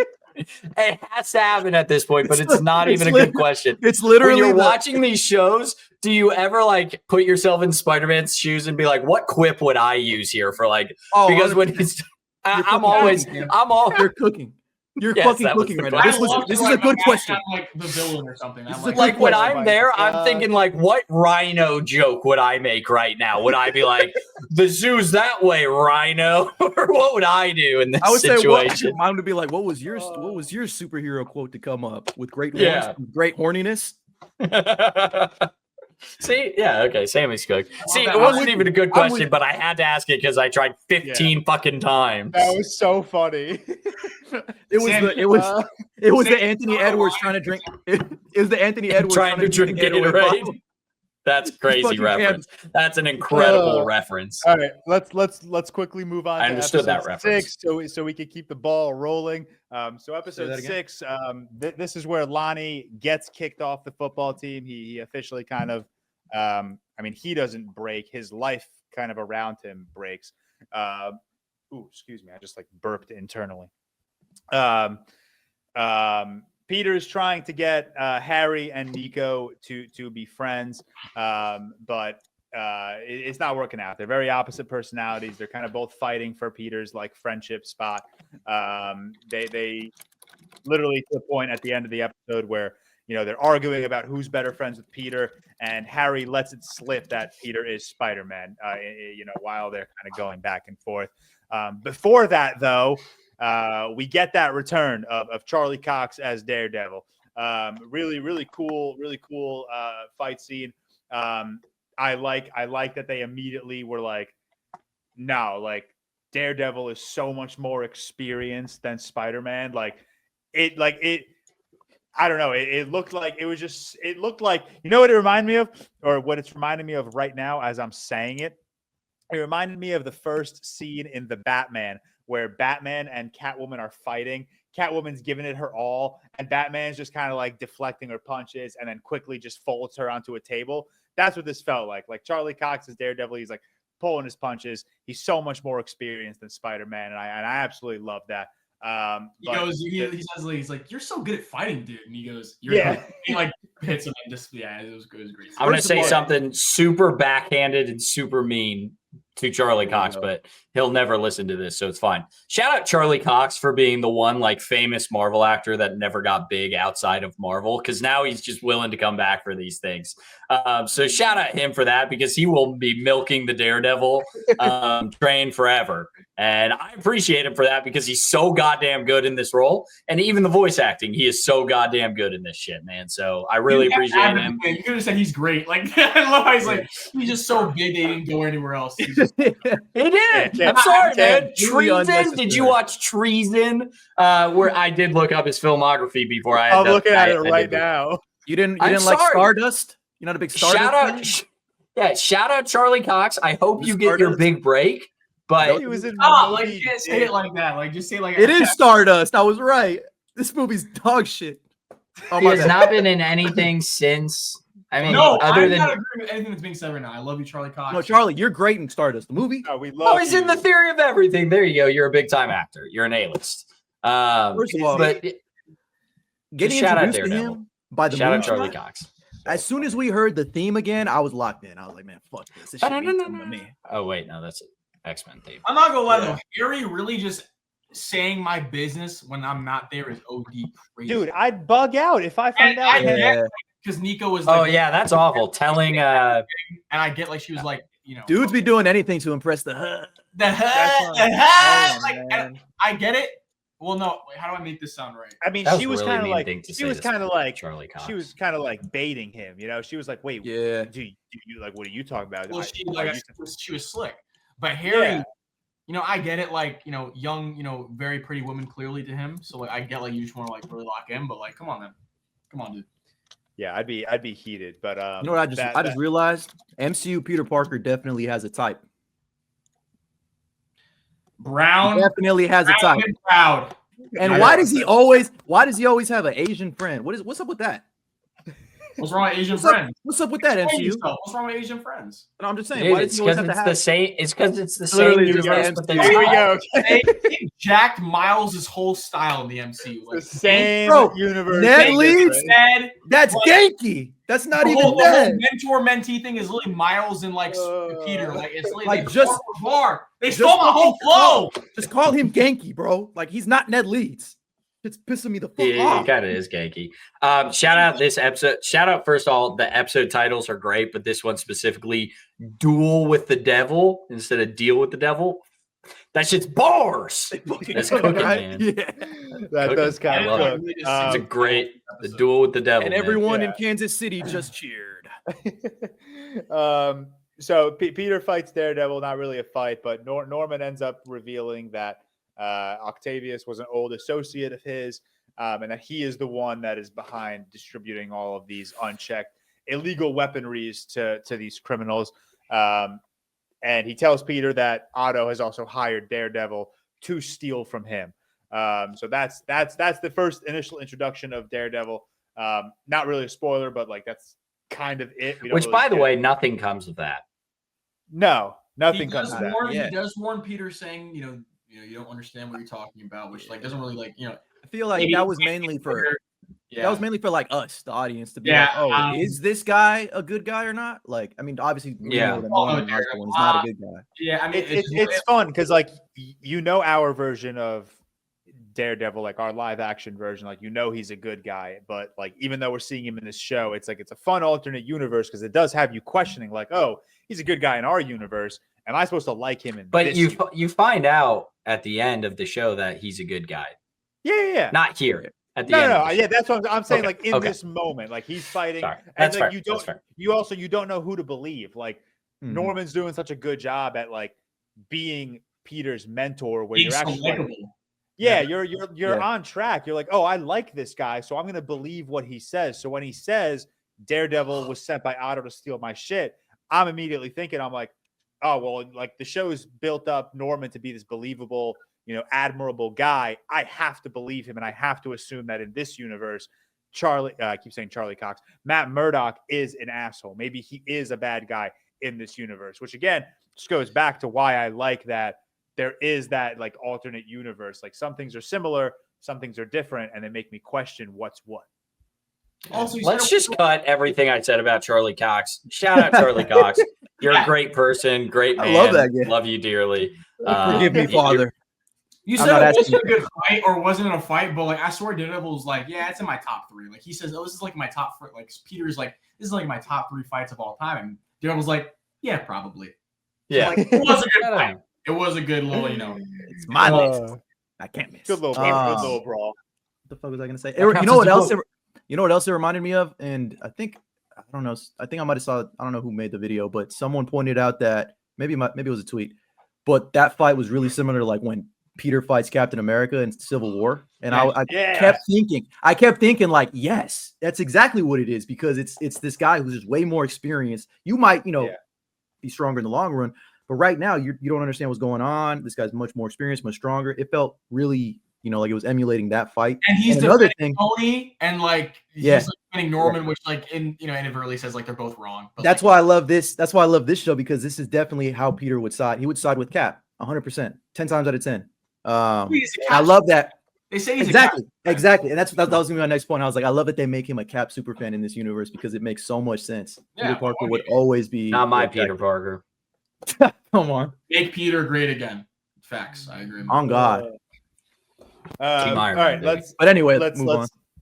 carry along. So episode 7, we get the Scorpion. Episode 6, the ending, we get the Scorpion reveal. And then episode 7, Cam, this is what you. Which I'm alluded glad to they earlier. jump right into it. Into what?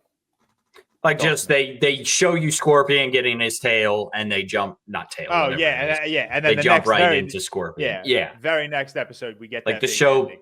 picks up a little bit. I Yeah. like that. Before that big ending, though, we do get some cool, some fun little characterizations. You see Harry and Nico. They're trying to be friends. Wildly dangerous street racing scene.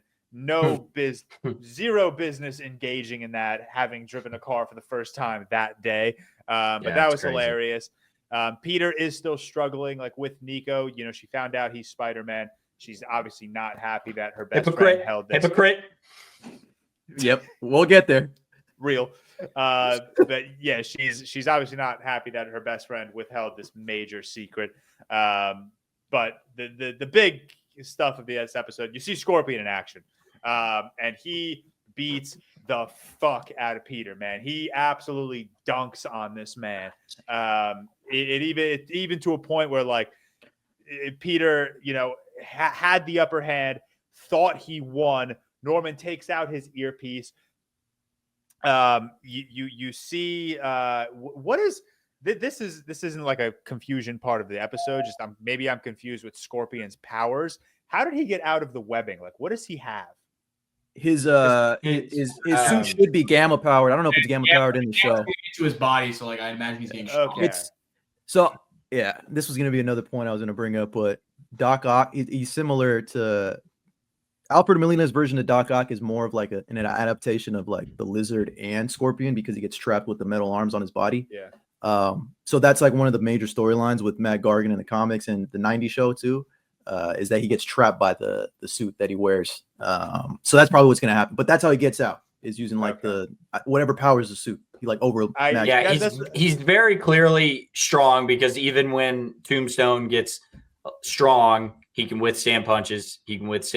I might have lost Sammy, or you lost me, or Sammy's not moving. I think I got cooked. I don't know what happened to my camera.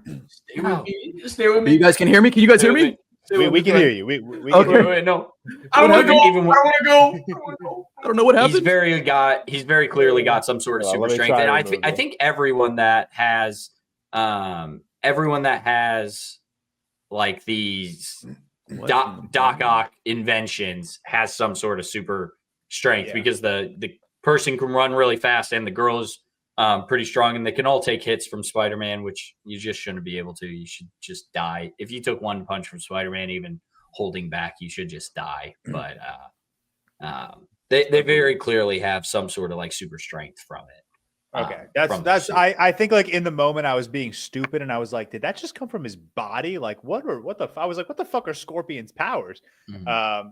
You see it on his skin, like they really talk about. Yeah. Damn, we were just getting into Sammy dropping like true ball knowledge too. Yeah, I know. And he's and now he's just not random quotes from movies that don't matter. Don't matter. I'd say I think a lot about meteors. But yeah, we've called this a kid's show a couple times, but is he back? He's alive. There we go. He's alive. Gee, wait, what does he say? Baby, wait, what is Deadpool saying? I didn't feel so good, Mr. Stark. Something he has risen, baby girl. He has risen. And I don't want the world. Fuck! Bro, his line delivery. Tom Lamsdam's, or I forget his name, his actual actor name. Good. Yeah, he's good. Tom, bro. He is the best part of Deadpool. Yeah. His line deliveries he are so good. He has risen, baby. Fuck. Someone fucking send it. But yeah, like I said, that's a great moment. Very funny. We've called this a kid show a couple times, but there are moments like the Scorpion Peter fight where it's like they're really not holding back.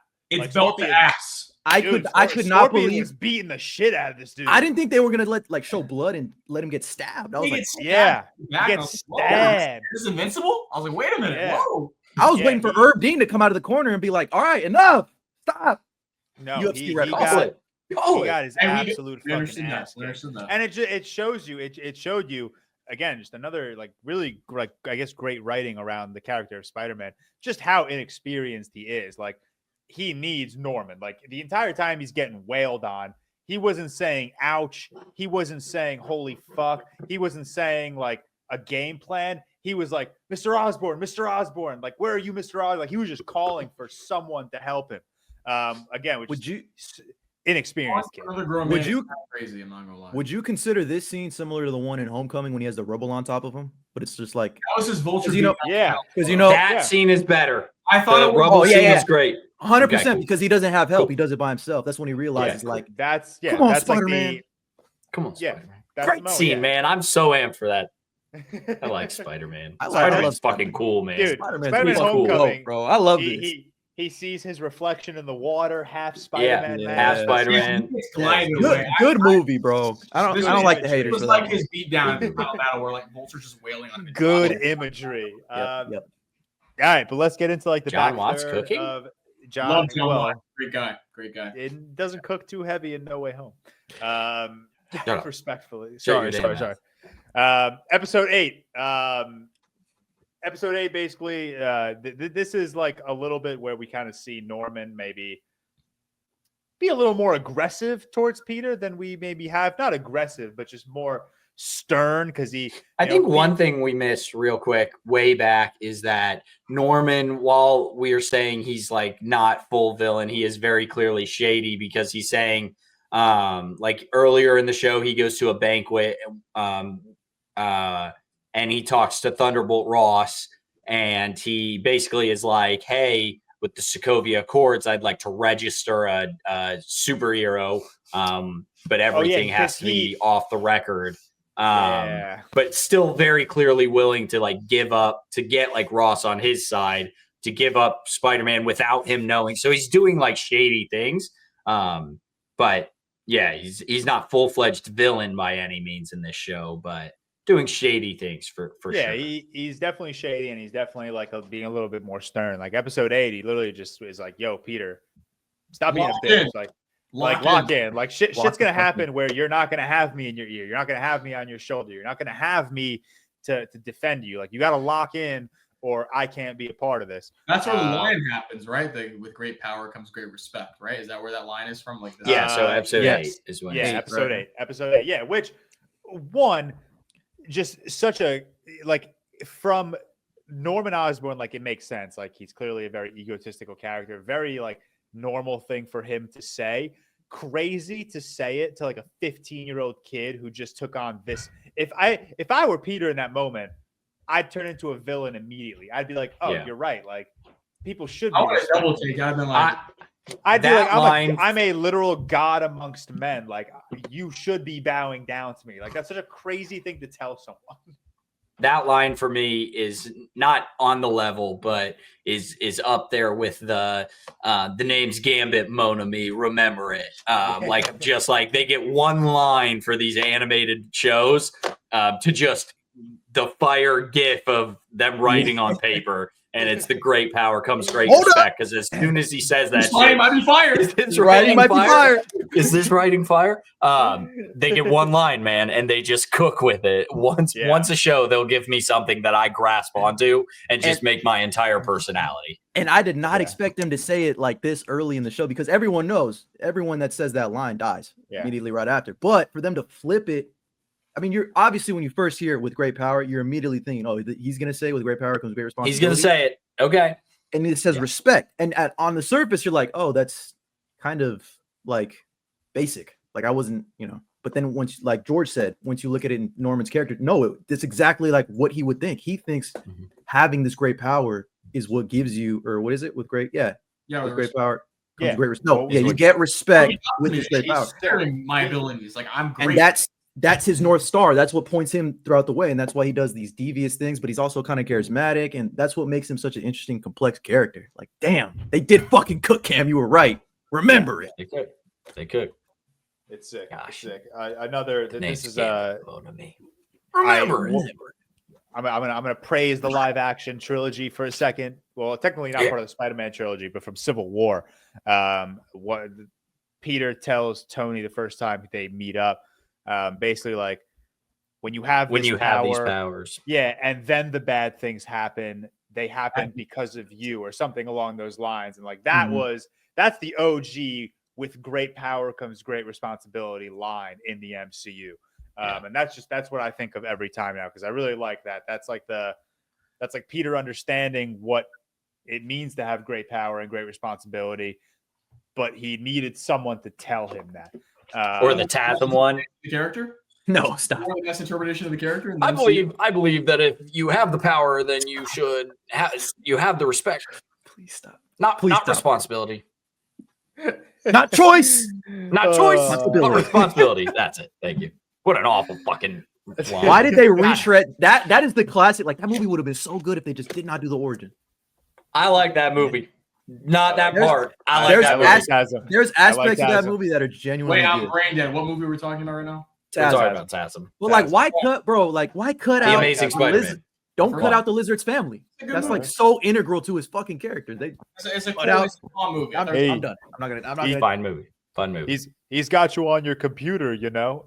Pictures, so yearbook pictures.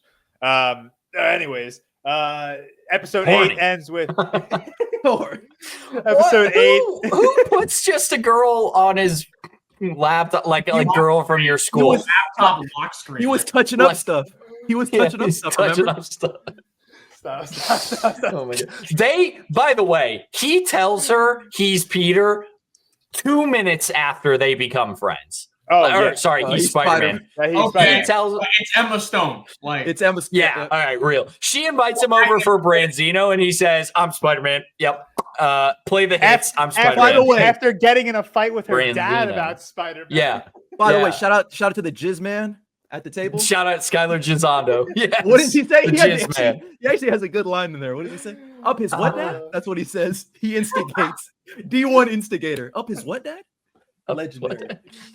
The Jizz Man. All right, Skylar Gizondo. Let's Crazy. move on to the back 2 episodes. So episode 8 ends with that cool shot of Spider-Man or Peter looking at the Spider-Man suit, the red and blue one that Which Harry has, designs for him. which Harry designs for him. Go Really get him, cool Tiger. shot. And then you see it in action, episode 9. So one thing in episode 8, I believe I overlooked. So Norman Osborn tips off Thaddeus Ross and says, "Hey, got Otto Octavius here, superhuman, not following the Sokovia Accords," which ends up throwing Otto in prison. And then Norman just Iron Man's his fled. lapdog. Iron Man cameo. Yeah. Bootlicker, Man. bootlicker.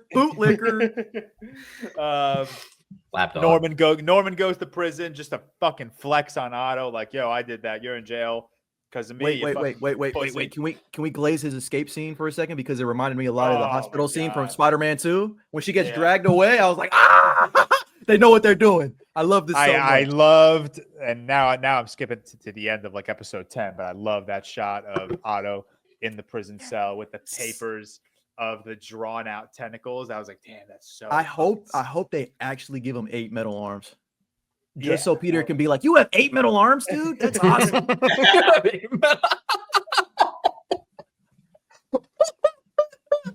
You know it's coming. They're gonna fucking come on, Hey, Jeff everyone. Trammell, write that one in. Write that Hey one in. everyone. You just gave them Yeah. out. You're listening to this pod right now. They're like, oh my, that's a You have a great. metal arm, dude. That's awesome. There's not normally much talking during these things. Episode 9, Oh, dude. we get a fun brawl between Spider-Man, Scorpion, and Scorpion's men. Not just and a fun it's- brawl. wait, a wait, very wait, wait, good I mean, brawl with a very Lonnie. good brawl. Yeah, very Wait, good Jordan. brawl with. Yeah, We can't brush past that conversation between Norman and Otto because that was fire. That was That hard. also was adds hard. another layer to Norman. Otto was cooking that entire Yeah. time. He's like, I'll have something that you'll never have. Substance. He said Cold. one of me is worth 1,000 of you. yeah. That's called Yeah. motherfucking Norman's like Yeah, the Elon Rob. Musk of this franchise. Yeah, Nah. kind of like Stealing Norman's shit. got a lot more charisma than that. Who's Okay, got that's all fair. the talent but steals it Yeah. all? Who is that? Elon. phew, I He don't just know. steals it all. I All was right, trying we're to- not I- getting into this Do shit. not All bring right. that the Antichrist. He's I- wired I- in. I- That's who it is. I was He's- trying that's to who it figure out a is. way to. I was trying to figure out a way to bring like Kendrick into this. Like, oh, Mark Norman- Zuckerberg. Oh, brother, this guy's He's Mark sick. Zuckerberg, bro. Norman dropping Mark bars on Otto right now, bro. You couldn't try me in a tri-state. Yeah. But yeah, we get a really cool brawl between literally everyone. Peter, Lonnie, Scorpion, the 110th. This is where Big Donovan is like a true bitch. Like he literally leaves the scene after getting fucking. I think they could have done this better of like almost like I think they tried to do this of like at some point you got to realize like he's running a gang, right? And at some point you got to realize like there's a giant there's a giant scorpion person. There's a Spider-Man fighting it. It is not my battle anymore. Like I think they could have done this better of yes, I think you always have to get him out to and make him like run away so like you can have Lonnie take that arc, right? But I just wish they did a little better in the sense of like there's reason to be getting the hell out, you know. I wish. I mean, he got his ass kicked by Scorpion, and he clearly saw. He's like, yeah, I'm outgunned and I'm outmanned, so I gotta leave. I just wish they didn't literally make him like get up and run away. I wish Scorpion like, I don't know, like stabbed his leg or something. Like I wish something happened to him where it's basically like, Lonnie asks him like, what do we do or something, and he says, I'm out of here. I wish he would have been like, look at this. This is not a we're not able to fight this. This is beyond us or something, and then leaves. Like that man went from Big D to Flaccid D real quick. I'm out. Well, the craziest part was they were trying to get.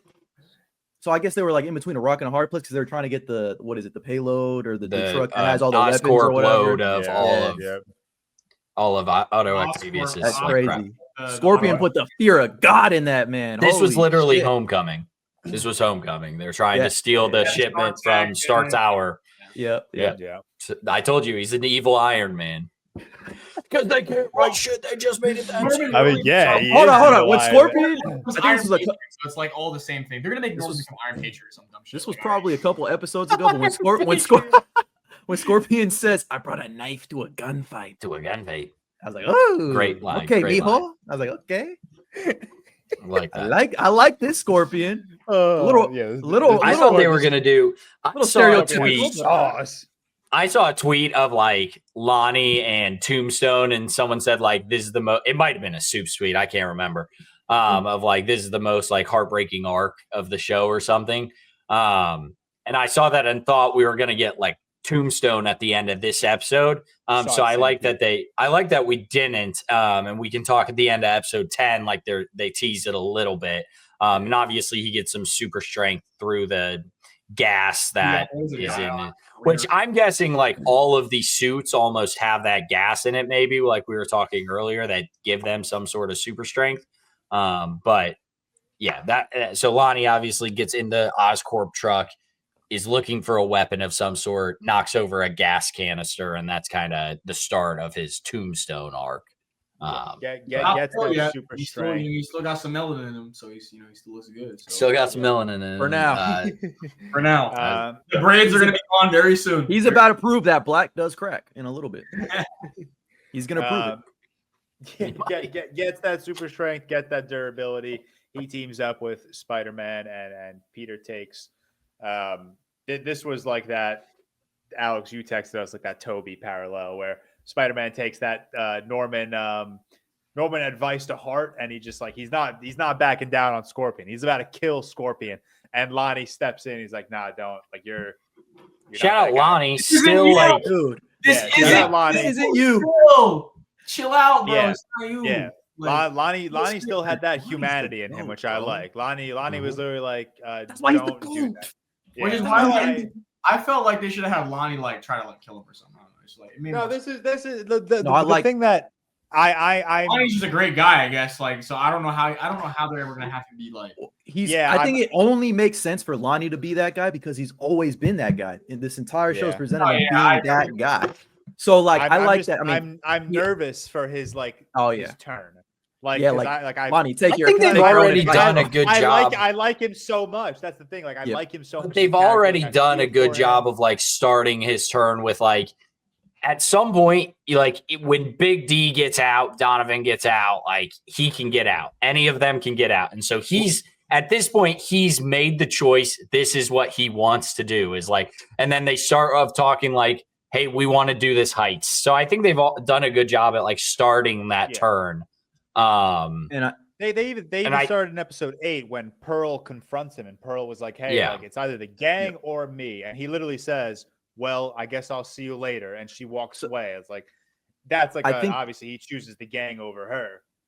I think this is like Lonnie has found his purpose, like what he actually truly loves to do. Because if you think about it, his life up to this point, it's all just been like, it's all been like, I do this because of something else. You know what I mean? Like even his football career, he puts the weight of his family's financial struggles on his back. He's like, I got to make it to the league. I got to get him out of the hood or wherever they are. Got to make some money. Right. And like, that's all he really thinks about is like selfishness. But now when he gets to do something a little bit more selfish, he's like, oh, I like this. I'm feeling this. Like, I like this a lot. And like, I'm getting the respect from everybody. Like, I'm not just getting yelled at. I'm not getting piled on. Like they do a great job paralleling that with Peter. Like it's just insane. He needs to take his own advice. Lonnie, what you just said, apply it to yourself. That's the thing. Like he's protecting Peter, and in my head, I'm like, yo, protect yourself. Listen man. to yourself. At least this gang doesn't do drugs, though, bro. Like I haven't seen any of them do drugs. So that's good. In my life, bro. Like, That's No good. drugs. No bath salts, no nothing. We're good. We're chilling. And then this episode ends with the. Jeez, I keep fucking burping. Excuse me. This episode ends with the reveal that Norman has taken Peter's blood and is trying to. Is he trying to recreate the spider for the spider to recreate Peter? Or is he just? Yeah, He's trying to recreate the spider to bite someone. Okay. Earlier in the show, he says, "Imagine if there was 100 of you." I think. Yeah, that's what I thought. To build an army. Peter's like, imagine there was more of me. Like I wouldn't have to worry about this. And like, yeah, I think that's what they're building to. In my head, I'm like, why are you trying to change a spider to change a person? Why don't you just go straight to the person? Like you have Peter's blood. You got to get the spider in there, man. Why do you need the spider bite? You know? Formula. But that's how How much I sacrificed? I wanted that line in there. I needed that. Am I? And then episode 10, we get a lot in episode 10. So let me quickly run through all the beats of episode 10 from start to finish. And then I'm sure this will be our longest episode we talk about. And then we'll kind of just yap around. So episode 10 opens. We find out that Norman has created this Project Monolith, which is a gateway to the cosmos that he wants to use to expand his resources. And if I miss anything in this episode, just stop me and include it. He goes to activate the monolith, and this is where Stephen Strange steps in, and he's like, "Hey, dude, please don't do that. Like, you don't know what's out there." It reminded me of the quote in No Way Home where Strange tells Peter, "The multiverse is a concept which we know frighteningly little of," and that's kind of like the same mentality I think this Strange is taking, where he's basically like, "Oh, don't do that. You have no idea what the fuck is out there." Norman's like, "Fuck that. I'm doing it anyways." And they open a portal and a gang of the alien symbiotes comes through, in which Peter, gets his Spider-Man getup and puts on his Spider-Man getup and fights them alongside Strange. The big part of this is as they're fighting the alien symbiotes, they accidentally activate the Eye of Agamotto, which makes them go back in time to the episode 1, the first day of Midtown High. And you see through that time travel portal, one of the spiders that Norman was experimenting on gets through and bites Peter. So that is like the circle, the temporal paradox that we're working with. So he's an anomaly, right? Like that makes him an anomaly. No, he's an anomaly. He's a paradox. Yeah, he's a paradox. It's he created himself. It's like what came first, the chicken or the egg. You were the first anomaly. It's paradoxical, but it works.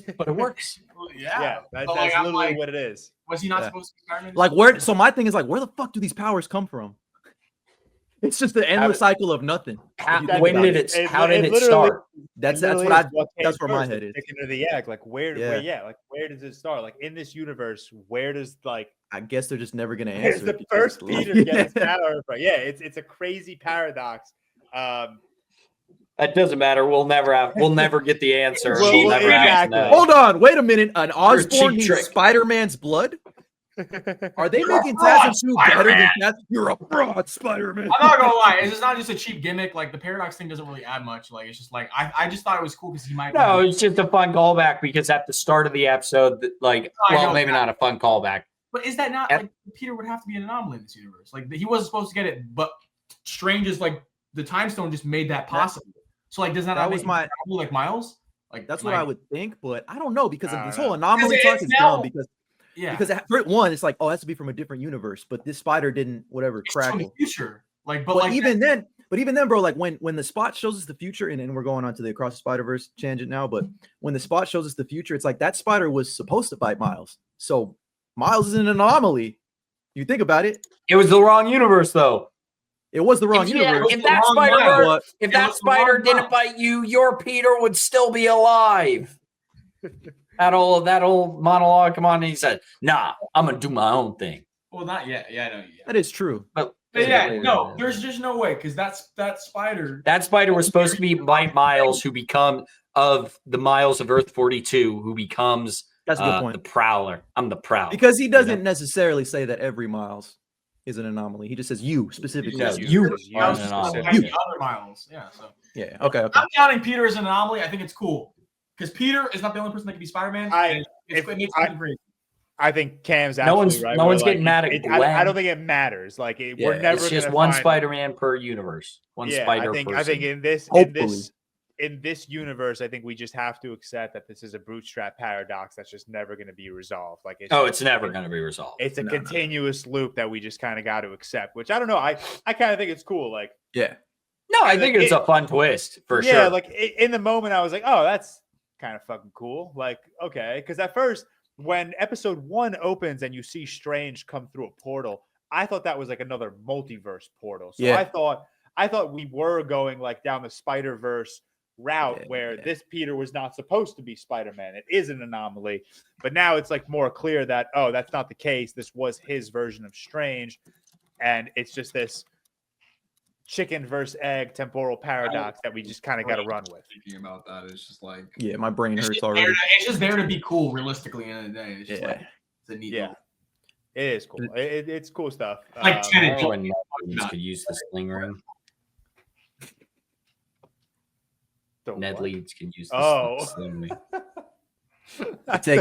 It took Doctor Strange months, years on Comertage. With broken hands. And it took the guy in a chair, the CEO of Sex, 36 minutes. What can't this guy do, bro? What can't this guy do? That's amazing. He finds 2 Spider-Man in 14 minutes. No more sorcerer. Yeah, he brings in Toby and Andrew. Like, let's not forget. No Way Home is special. Great movie. Once Toby and Andrew come in, it actually becomes like a perfect movie. I accept everything before it. I accept every criticism before they come in. After they come in, perfect. Ever since I put this thought into my head, I just get more mad that it didn't happen. But Sam Raimi should have fucking directed No Way Home. Imagine how fire that shit would have been. I agree. Instead of Multiverse of Madness, that shit would have been so fire. The Godfather of Spider-Man in cinema? Come on, man. He would have fucking cooked. But Multiverse of Madness cooks, so it's okay. But Norman's on sabbatical, honey, comes before the portals, and I think it's pretty fire. Oh, that's awesome. No, as soon as he locks in, as soon as he's like, that's when the movie. You're like, that's when the movie really kickstarts. Yeah, that's one neat trick of yours. What is it? Is it that sense? That sense of yours? Yeah, that sense of yours. He goes, May. That's sense of yours. Did you really? Did you really? Norman is so locked during that movie, man. Dude, it's so good. Okay, so once they go to the apartment, it becomes a perfect movie. Everything before that, I accept criticism. That should be on the list of movies that are the first half and the back half are like 2 different movies. That should be on the list. You're cooking there. Yeah, like the Gorge, the Psycho, Spider-Man No Way Home. I'm cooking. I'm cooking. The Barbarian. The Gorgeous. Barbarian. Yeah. What else we got? Oh, fucking Malignant. Come on now. The goat. I'd argue Malignant's like the same level of like insane Andy Jallo vibes, dude. Oh yeah, but it just goes straight into that. Once fucking you just got Gabriel. It's like the best film ever. I have so much fun every time. It's literally a love letter to De Palma. It's such a great movie to just show anyone and just get their reaction. Bad movie. That's the reaction. That's the normal reaction. It's a love letter to De Palma and Argento, just like a baby, like just combined. It's bad movie. Alex, you're a fascinating guy. Maxine is a love letter to back to Friendly Neighborhood Spider-Man. Strange and Spider-Man, they defeat the aliens. Obviously, they go back. You guys alluded to it earlier. Strange and Spider-Man have a fun little conversation, and that works. It's what's he say to him? He says, or he's like, Strange, since if you've gone to the past, you've probably gone to the future. Can you tell me how I do, how I end up, or something like that? And he basically says, like, it doesn't matter, like you're gonna get there either way, or something of that nature, if I'm not mistaken. And it's a really good interaction. I was a big fan of that. It's kind of like when he tells, and then he says, doesn't he say something like what he tells Tony? Like, if I tell you, it won't happen. Something like that. I thought he was gonna. I thought he was gonna say that exact quote because again, it's the MCU. That scene actually reminded me of like when Mysterio goes to talk to Peter in Far From Home when they're on top of that ledge. I was like, oh, this feels like that. Yeah, good scene. Actually, is a good scene because we got Jakey G, baby. Jakey G cooks. But then right after, and I get to talk this right after Doctor Strange exits through the portal. The fucking Watcher is in the background. I know that ain't who I think it is. As soon as that fucking, I know who I think it is. I was like, no. I had to go back. Maybe I like looked away from my screen when I watched that episode, but I did not. I cannot. I was like, keep Captain Carter away. I was gonna say Captain Carter. That's the tweet I saw. Is that Captain Carter is going to be in season 2. Get ready for I can't believe they put the Watcher in this show, man. George Carmi defended What If. He defended What If. I like What If. Season 3? No, he likes season 1. Just the first. Okay. But the thing is, season 1 and 2. Didn't they show in images like not only do we have season 3, we have now like Spider-Gwen's gonna be in this, so like now it's just multiverse. Oh yeah. Literally like why does it have to be multiverse though? No. Can't it just be a different woman? I don't think it's gonna be multiverse. What I think it's gonna be is it's gonna be like I feel like it's gonna be no. She's gonna be a rival to Peter. Now that Norman knows how to replicate the spider, now that he's not working for Norman, she's got a pumpkin bomb. Smart. She's got a pumpkin bomb. Gwen is smart. She's gonna be another person. He's gonna be like, oh, you know what I mean? Like we got those group of individuals. The spider bite. Let's bet on this shit. Let's bet on it. Let's do it. I don't know. That's I think that's not a bad. In the promotional picture they posted for her, I believe she's got a pumpkin bomb. They also confirmed that. Vincent D'Onofrio confirmed that he's coming back as Kingpin in one of these next 2 seasons. Yeah, really. Yeah. So when this show, money, Spider-Man. When this show was first announced, it was like so. Yes, sir. You in front of my wife, Mr. Murdoch. Mr. Murdoch. When he screams, it's like the best thing. I'm gonna do that in front of him when I see him. Mr. Murdoch. Mr. Murdoch. I'd just be walking around my house and Mr. Murdoch. I'm not here to hurt you. I'm here to kill you. The season has like 4 kind of different endings. The first one we talked about a little bit being Lonnie. And Lonnie, he becomes that guy. He's that guy in the 110th. Big Donovan's kind of out. They realize he's a bitch. He's the leader. Yeah, he's the leader. He's the guy. Say that again? The leader. Speaking of the leader, did you see that post-credit scene? We're not talking. No. Wait. We're not talking about it. What are you gonna do when the others? The others. I don't know, man. No, actually, Sam Wilson. Actually, Sam Wilson doesn't know that. Literally just a dude. What is he gonna do? Not even Batman with prep time. Anthony Mackie going like this. What's the matter to you, anyways? God. Everything. Dude, that post-credit scene was so bad. He might as well have just said, "Oh, by the way, there's going to be we have a multiverse in a year." These guys on by the way, in a year, he should have just said, "In a year, Avengers Doomsday comes out." By the way, yeah. Unironically, did you know that on May 24th, Avengers Doomsday comes out? Robert Downey Jr. is returning as Doomsday. What about the others? Oh my God! Wait. Yeah. Like, what the fuck does that mean? What are the others? What is Sam supposed to do with this information? What do you mean by that? What do you mean by that? Other Hulks? Other what? What the fuck? So much slop. Oh my God. God. By the way, no. We're going seen it in the probabilities. That fucking probability. You don't have to get into this guy thinks he's he's fucking Doctor Strange. Yeah, he's seen the 14,390 fucking million whatevers. We can all agree that scene when he turns himself in was a reshoot, right? Shit was on a. They're trying to claim right now they didn't have any reshoots, or they had like ones that. Every aspect of the movie looked like a reshoot. Dude, did you see that they actually had his like comic accurate design, but then they fucking changed it? Yeah, but he had he had hair and massive a big forehead. And they did it to give him herpes. He looks like the herpes. Why'd they give him herpes? That's crazy. Like, what are we doing? I cannot believe that, dude. It's absolutely insane. Listen, when I make my top 10 worst villains, he might make it next to Jan Rog. He might. I think he's the worst MCU. Jan Rog is ball knowledge out the wazoo, man. And freaking Jan Rog. And what's her That face is- from the Marvels? I don't remember. her name. Malekith. Darben. No, Malekith is the Dark World. I'm sad to know I know that. Darben Marvel's is the not Marvels. bad. Marvels is a Marvel's good not movie. bad. Marvel's not bad. Marvels is decent not movie. bad. 3 out of Decent 5 movie. stars. Nia The DaCosta Marvels kinda is a 2.5. The Marvels is Is that Name our the villain, standards though. now? The standards is the Marvels is not The bad. Marvels is better. It's not that bad. It's not that bad. Wait. It's not. That's every reaction to every Marvel movie. It's not that bad. Wait. All right, let's don't let's understand wrap the up hate. this. Let's I wrap did up it this because season I real liked it. quick. I loved it. Norman finds symbiotic remains at the site of the final battle. Yeah, I don't know. I don't know where we're going from here. I really thought like when it came out, it landed on Peter, but that's obviously what I thought with was going to happen. Yeah, that's what because they literally like they made such an effort to like make sure the camera Do you like think they make followed Harry? it down. No, please. Spider-Man God, 2 no. reference. We just watched Spider-Man. But we don't need that. I don't want to heal Yeah. the world after watching what I just watched in Spider-Man 2.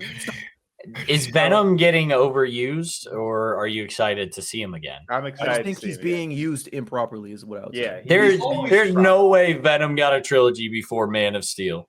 That's crazy. Before Venom Henry movies Cavill's funny. Superman. Venom movies. Oh Don't my get started on the God. Venom movies, bro. Venom let them Everyone, record his hold love on. there. No. We're not glossing past that. you, We're not father. glossing Not past you, that. father. You, You, father. That's Oh, not fire. Venom got That's a funny quote. got a trilogy before Man of Steel. Man of Steel, BVS, Justice League. That's the trilogy. You cannot That's count- it. And hey, George, and they got 6 movies out of those 3 movies. So good for them. They got 2 retries. Actually, That's like if you saying Iron Man you- 1, 2, and 3, and then the Avengers, Age of Ultron, Infinity you War, and cut all out- their movies. if you We cut stay out the on slow mo, it's more like 2.5 movies. Yeah, there you go. Stop, There you stop, go. Even stop. better. We I talked don't care about how many Otto and demons his he's escape fought plan, and how many evils. but He's never fought us. the big reveal at the end of episode 10 Faith, is Richard Parker, Peter's dad, Dude. is alive. May goes to Oh, prison. Welcome the back, Flash Tasm now? 2. He's the Welcome Flash back, now. Tasm Barry Allen's 2. father. He's Barry Yeah. Allen. It is a CW show. Like I'm not it's gonna lie, literally that Barry guy I Allen's hate. father. Like he should be packed up 6 feet under. I don't care. Why Don't tell put me him he in killed prison Barry. though? We're It gonna make just him a spy for Yeah, Shield. okay, Oh my I'll God, tell you that- that is I'm sure interesting. there's a comic arc, so hit me. Well, in the mainly Question: they've Do been you think field agents. Peter knows he's alive? No, definitely not. No. Okay, Definitely all right. not. I don't Yeah. want not him the to- way I they don't played want him- that scene I out. don't want them I don't to- want him to ever find out either. I want him to die in prison. Let him suffer. He I seems want so him to happy. find- It seems like you know what I him and want? May have good vibes. Keep You know what making I- Aunt May What's young. the name of that song? Hold on. What's the name of that song? Make next Aunt May. Another Zendaya. great thing they did is not treat Aunt May like a sex joke. She actually has some substance to her in this series. Oh which yeah, I she's think is very great. nice. I really Also- like her in this. She's also thick as fuck. Okay. Sexualizes Okay. you right after. I Yeah, love that. yeah, what the I hell, love Sammy? I Come love on, that. man. So, come on, Sammy. He's trying to Um, think.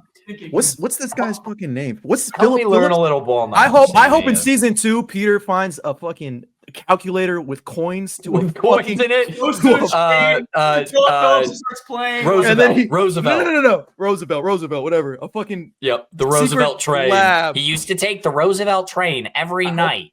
I hope What? we got Philip Say that Phillips again, Aunt blasting May. in the background too. Fucking Philip Oh Phillips my god! gonna be blasting I in the will admit, background. every time I hate Tasm 2 as much as the next person. Anytime Home comes on, Home by Philip Phillips, I'll give it 5 star No. for that scene. No, Yeah, anytime Home comes shit on. turns into national treasure out of nowhere. Gotta steal it. Your father used to take the Roosevelt train. Say that again. Say that again, Amy. Yeah, super Oh my weird God. art. Welcome back, Tasm 2. It's like I just- totally I don't- movie in the smack dab middle, right before we go into like the whole goblin shit. Like it's just like so Yeah. weirdly placed. Fun I don't Is know it why they- Home or Don't Gone, get me Gone, started. Gone? I think it's like gone. All It's right. one of Well, 3 things. I know. that wraps it up. That wraps up season 1 of Does it Your though? Friendly I Neighborhood can go forever. Spider-Man. I Your mean, friendly listen, neighborhood peak. as the kid- Your Friendly Neighborhood. So very of Marvel good, Animation, unexpected where are we stuff. at? We obviously have X-Men 97's up top. Cream of the That's crop. number 1. Cream of the crop. the piece Just below Spider-Man, Friendly I would Neighborhood say- Spider-Man, Friendly way Neighborhood below Spider-Man. What If. I would say Slightly big gap. below What If. I would say big Big gap gap. between X-Men 97 and then the next project. Yeah. Yes. I mean, correct. X-Men I- 97, I matter genuinely, like, I think that's- it might be a top 4 MCU project. Number one. It's number one. I think you're cooking. The writing in that shit is top Infinity Yeah. War will always be my number one just for like sentiment and what it means to me, and it's a good movie. Iron Man, Guardians of the Galaxy Volume 3, X-Men 97. No one had Captain Marvel. Love and Thunder too high. You know, Too low. Wait, no. Iron Man 2, and then Thor: The Dark World is you're a bot. so You're a bad. bot. I actually think as I'm rewatching Thor: The Dark World right now, I genuinely believe it will be my lowest rated. Yeah, my favorite MCU project. Quality is below that garbage. USA, can we all put on our patriotic hats for a second? USA and Great. Canada are going to PKs. I'll put on my world premiere hat from fucking. Oh, that's Captain kind of sick. America. How was the premiere? How was the premiere, Sammy? Yeah, how was that? The premiere was actually sick. Like it was fun, especially going with like a bunch of other. How many content Let's creators. Goes did we get from Supes? Not that many. None, honestly. because he it didn't, stunk. He didn't like the movie that much. Seeing Supes tweet that it stunk was actually 9/11. No, but it wasn't. It wasn't. I- It was the fact I that he know. goes. It was the fact that Matt hit us with. I want to thank all the cast. yeah. I That's love That's when the you know. creators. movie, and I was like, shit, it's awful. That's when you know this shit is cooked. Yeah. It's over. But it's not. I awful, didn't- It's just mid. Yeah, I mean it's fine. It's a fine movie, but there are a lot of like valid criticisms. I don't know if I've told y'all this one. I think I have of my theory of like this is if mid is our peak, that's why people are reacting to like saying it's like the worst thing ever because we've just got a string of the worst thing ever. It's not as bad as Thor: The Dark World as I'm rewatching the MCU. It's not as bad as that. I think the Incredible Hulk holds up a little bit. I don't like Iron Man 2 all that much. Iron Man 3 I don't love. Thor: Love and Thunder stinks. The Iron Man- Marvels, Iron Captain Man 3 good. Marvel. Iron Man 3 is really good. Also, Shout out Shane Black. Let's be honest with Captain America. Brave One of New the- World. If they just made Falcon and Winter Soldier Cap 4, I know they're like very scared to do the whole race thing, which insane. We get a Cap 4 and there's like barely any like They throw that line at the end. Zero motivation. Oh, we're all No just groundwork. Black Cap, which realistically that would not be happening. But I like that. But also like we delve deep in that, like deep, you know, for an MCU show. But we just ignore it in this. There's like a little hints and moments of like the you're not Steve Rogers or like the cops You're where not they're Steve handling Rogers. where they're handling Isaiah Bradley. But like, how is this not political? It's Captain America. Like it feels so down the middle. No. We That, just because get that- it wasn't Alex. It was the Incredible Hulk 2. It wasn't Captain America is the one that has to deal with it though. That's literally the movie. It's But I Hulk's do like- problem, but Cap's It's got to like, deal with it. hey, I do Cap, like though. we at don't the have the rights to the Incredible Hulk, so we can't do a full I movie. do So like it's the your ending problem. when Sam is giving that like dialogue to. That's what I'm talking about. He's like, you know, just having to do twice as much to feel like you're enough. And I'm like, that's like a very good like. I was So, like, okay. I loved that. The issue was there was no groundwork earlier in the movie. Yeah, to we that. just It felt like stayed. they just shoehorned it. They spammed it in there really just to They be like oh, thought don't you forget, thought- And don't Matt forget we have a that works for him, but like it's like Yeah. we don't cover any of this. It's like- It's the it's like- movie. bro, we have a black Captain America, Anthony Mackie's first lead role, which is crazy. And then we Black have History Month. and we have a Mexican Falcon. It's like, bro, there is no, we just have to throw away line at the end, like you said, that pressure that you feel, that's real. Like I was like, I need that. I want that. I want to be like you. I was like, I felt that scene, but it's just like it could have hit harder if they actually. Yeah. Anyway, I don't want to get top they- 5 MCU. Brave New World, Brave New World, Brave New World, Brave New World, Brave New World. Mackie They is thought Black like Captain people America. watched the Falcon and the Winter Soldier, but they also had to shoehorn in the entire arc of the Falcon and the Winter Soldier in case people didn't. So like they it was a double-edged sword, but each side of the sword is like a training bra. Like they Like I don't know Falcon what I don't know what is so I was much cooking better. there. Like Captain I kind of fuck with it. I caught, yeah, that was. Yeah, I don't know. I was like neither kind of picking it the up. neither of the edges were edgy. I don't know. It was a spoon. It was a double-edged spoon. Cam, did you prepare a game for us or no? Yeah, I do have game. Shit, give me Woo! 10 seconds. Y'all banter for Okay, for 2.5 seconds. Let's go back to this. What were we talking Yes, about? Oh, I had something to say. Here we go. Here, I just rewatched No Way Home. Here's my top 10 MCU movies. God. At number 10, Black Panther. At number 9, W. Thor Ragnarok. No. W. At number 8, Avengers Endgame. At W. number 7, Iron Man. At Oh, number real. 6, You. Guardians of the Galaxy Volume 1. At Real. number 5, Wait, I Captain like this. America Civil War. At number W. 4, The Avengers. W. Number 3, Captain America: The Winter Soldier. W. Ooh. At number 2, Guardians 3. Guardians of the Galaxy Volume 3. And at number 1, W. Avengers: Infinity War. Cook. Okay, who wants to go next? I would I like actually to really like that. let it be Sammy, I known. think you should go next because you said it in chat. Got it ready. Eternals is at the number 13 spot. And I just I like want to know Eternals. because I Wow. like Eternals. I want you guys to know I That's have it high. highly rated because I fuck with Eternals heavy. Just wait till you hear what. All right. My top 10. Here we go. Number 10, I got Iron Man. 9, Black Panther. W. 8, The Avengers. 7, Endgame. All right. 6, Winter Soldier. Mm. 5, Guardians of the Galaxy Volume 1. Mm. 4, Guardians of the Galaxy Volume 3. Mm. 3, this is where stay with me. No Way Home. No. 2, No. Civil War. 1, Infinity War. No Way Home means something to me. I get like. We overlapped on 9 of those. Can we be Sam. honest? And, like, and if I number get- 12 to piss up Multiverse of Madness. Hell the more yeah. I look at my list, the more I feel like, am I really black enough to not have black? By the way, people in top 10? quick shout out to Shang-Chi. Shang-Chi Yeah, is a fucking good Shang-Chi. movie. I bro. gotta I ask like you, Shang-Chi. there's no That's way my I have number Black 12. Panther on this list because right now I have Yeah. Black Panther 12, and honestly, in the future, Multiverse of Madness I have it as 11, but it might get higher. I feel like I'm gonna put that 10 I high. have Iron Man. 9 I have No Way Home. 8 I have Endgame. 7 I have Avengers. The first one. 6 I have Guardians 1. 5 I have Ragnarok. On rewatch that hit like crack in the 80s. God damn it. 4 I have Civil War.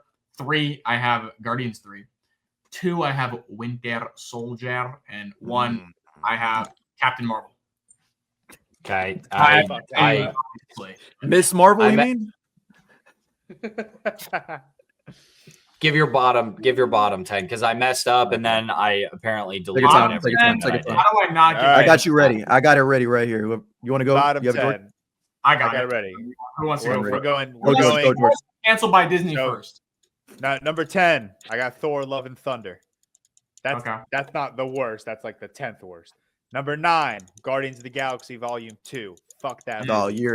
George. You're no. I don't like that movie. I'm sorry. I'm not gonna lie. Number- Guardians You 2 is good. or something. Also, you don't have dad issues clearly because that I movie. hate fun. I hate That's a fun. dad I hate fun. issues movie. That's a dad issues like, geek movie. And that Number 8, Iron Man 2. Also, just don't fuck with it. Number 7, Black Widow. Number 6, I have the Marvels. Number you hate 5, women. I just hate women. You're right. hate Yeah, women that's too. fair. Canada. Reasonable. Number 5, I have Thor: The Dark World. Number 4, I have Captain Marvel. Number 3, Deadpool and Wolverine. Number 2, Captain America: Brave New World, and the worst MCU movie, Ant-Man and the Wasp: Quantumania. I respect that. Can I edit this? Because like I feel like I need to like change some things. Okay, you know I'm what? not- Actually, I'm ready. I'm ready. Are you ready? Go Go for quick, it. You go go, quick. Alex. I'll I go got it last. ready. I don't listen. Never mind. Disney. I love all No, the go stuff quick. you put Go out quick. Disney. I love all the stuff that you put on Disney. Mickey Mouse. Yeah. All right. 3, 4. Love the mask. I mean, love the they gave mask. your Lakers a ring. So of All right. course. I changed it a little bit. This might be, so right now, currently, I have Captain America: Brave New World, Thor 1, Thor: Love and Thunder at what is it, 8, 7. I have Black Widow. This is going like top to this. Like, Black Widow, good. it's just like Love it. these are all 2.5s. Then I have Captain Marvel. Then I have Eternals. Then I have Deadpool and Wolverine, or as I like to call it, Dead Poop and Wolver shit. Ant-Man and the Wasp, Thor: The Dark World, and the worst movie is Ant-Man and the Wasp. I think you need to rewatch the Eternals. The Eternals has sauce. I do. Eternals is so only- good. Eternals is so Yeah, good. but Eternals is good. It's amazing. There's like there's sauce, but like it's Too many characters. 2030 that sauce. I don't care about. I don't care about any of these characters. Like, There's only 3 MCU movies that I dislike, all beneath the 2.5. That is Thor: Love and Thunder, Thor: The Dark World, Ant-Man and the Wasp: Quantumania. I don't like those movies. I don't want to rewatch them. Everything else is I've been whatever. trying I'll to get my watch it. boys to rewatch Thor: Love and Thunder for a minute. I just like really see like how badly It's so bad, bro. and it's like Thor: The Dark World is bad. Thor- All right, ready to go swag surfing? Yep. Probably could have guessed what the game was, George. I'm trying to share my screen, by the way. You got it. Oh, are you? My bad. Pardon me. Bad host. Go for it. We're going Spider-Man swag surfing. And it's simply every movie that Spider-Man has appeared in / Sony Spider-Man universe. ranking on Letterboxd. Interesting. You all will work as a team, but you don't have any strikes because I think this is pretty easy. And you have to get it perfect. Give us 2 strikes or something like that. Like, I don't know. Give us like, I'll give you 1 strike. I'll give you 1 miss, but I think this is fairly easy. So basically, your option. So you could choose from obviously Sam Raimi's Spider-Man trilogy, TASM duology, MCU trilogy, Civil War, Infinity War, and Endgame because he's in those, and then Spider-Verse, those 2, and then your Venoms and your Madam Web and your Morbius. Well, guys, the first 2 is pretty easy because it's got to be the Spider-Verses. The Spider-Verse movie. Oh, like, do you have to get them in order though? Like, Yeah. Well, they're both 4.4, so I'll do that one. But like number one's into. Damn it! Across. That's a Yeah. cross. Dude, I Across won't was like count that against you. Across was like the highest rated movie on Letterboxd for like a Okay. month. One that That's a great movie. where are we? What do we got? We have Across. Well, and you Into. can go any order, anywhere you want. Like you can say I know this one by heart, fellas. Or Spider-Man Trust 2. me. Spider-Man 2 is a 3.9.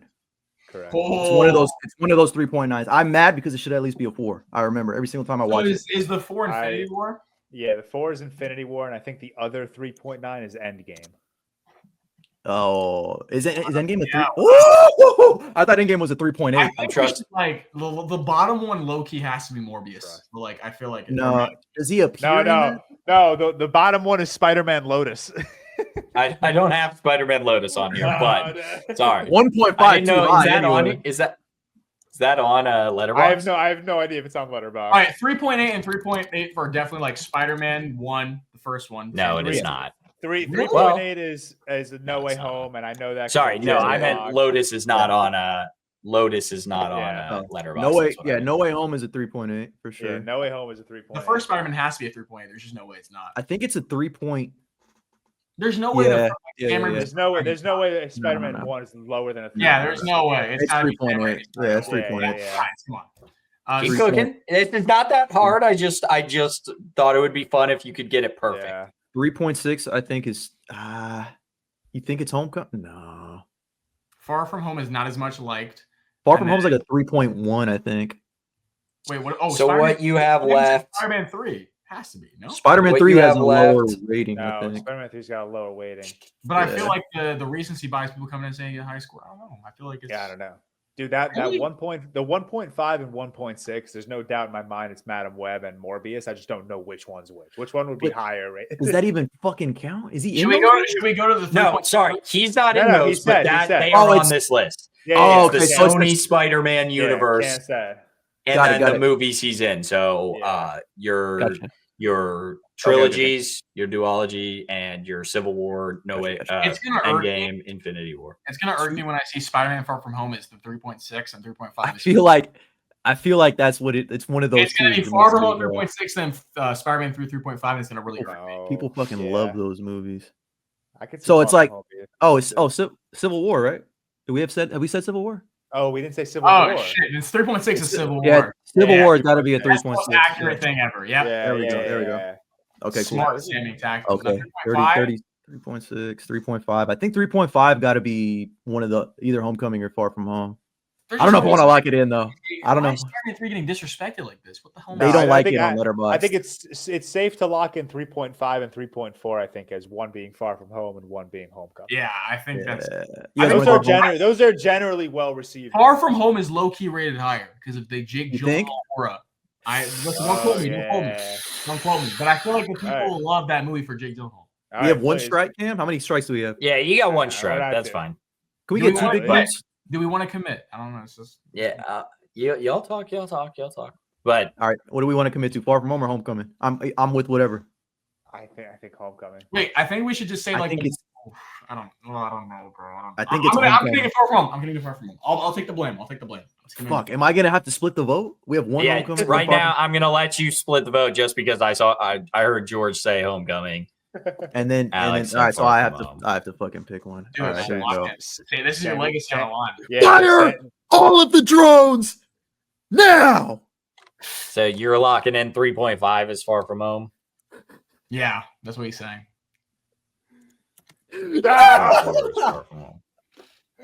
Is 3.5 Homecoming, or maybe it's Chasm? Maybe Whoa, it's chill. Okay, it is. It is Oh, Homecoming. come on, I should have bro. stuck with my gut. I knew I'm it. sorry. There's just no way. So there, I just there's wanted to your ride the technical vibe. one strike. I still believe you can get the rest. I'm making the executive decision. I think Madam Web's the lowest rated on this list. Yeah, it got the most stick. Morbius was a meme. Morbius was a meme. Yeah, People calling it Morbius at fives. least a meme. Yeah. Too bad rated. I feel confident. All right, and then Morbius I 1.6. listen, George is right here. We're gonna pick this all George's. Morbius stuff. 1.6. Perfect. And then these are the Venom movies, right? The top 3. Yeah, it's gotta be. No, low key Venom 2. I think Venom 2.9. 1 is a 2.9, right? Or is it a 3? Wait, what'd you say? I have no Alex, what'd you idea. say? I said, wait, hold on. So what movies do we have left? We have. You have both We got the Chasms, you have Spider-Man 3, and you have all 3 Venoms. Chasm- Spider-Man. Chasm marks at 3. I think Spider-Man 3 is a 3.1. I don't know why. that's disgusting if that's true. It is Yeah. disgusting. Are you 'cause that's saying 3.4 is that's- Chasm like 2 or Chasm 1? I think it's like TASM 1, to be honest with I you. refuse to believe that's true. I love that. That's so cool. No. You Let's want lock that? in Chasm. Yeah, lock in Chasm. Fuck it. Wait. Okay. Yep. Yeah. I knew it because I remember when I saw Spider-Man 3. Spider-Man 3 is a 3.1, right? Yeah, I feel like Spider-Man 3 at a 3.1. Or That's- 3.0. Wait, hold on. Let's not blow our load. Let's think disgusting. of what else it could be. Let's think what else it could be. So we got Spider-Man. Okay, Spider-Man 3. Thanks. Sorry, I had that pulled already. You blew your load. You're good. Yeah. I'm really good at blowing my load. 2.5s are so obviously the Venom 2 and 3. It's People don't like yeah, that. 2 and 3. Well, no, All right, so what about TASM 2? What about TASM 2? So that's a 2.9 low key then. I don't know. Like, what's Is the. it? Like, I think. Wait, hang on. Venom 3 got higher ratings than TASM 2. People love TASM 2. Is Venom? Do you think Venom is higher rated than TASM 2? No. Because No. what is that 3? All right, then you guys want to lock in TASM 2 at 3.0? At 3, right? 3.0? Yeah, TASM I'll 2? go with Sammy. there. People have given that movie 5 stars for sure. See, exactly. Yes. Okay, then it's Yeah. Venom. Supes is And giving then that a who cares? 5-star. It's the first He loves- Venom, and it's the other 2 Venoms, which is Yeah, like yeah. dumb because Venom 2 is the peak. Default, you won there. Yeah. Just knowing the Venoms. But yeah, that was it. That was pretty good. You got one miss just with the Homecoming Far From Home, but otherwise, I'm Should've impressed said y'all ran through it just like that. So fantastic job.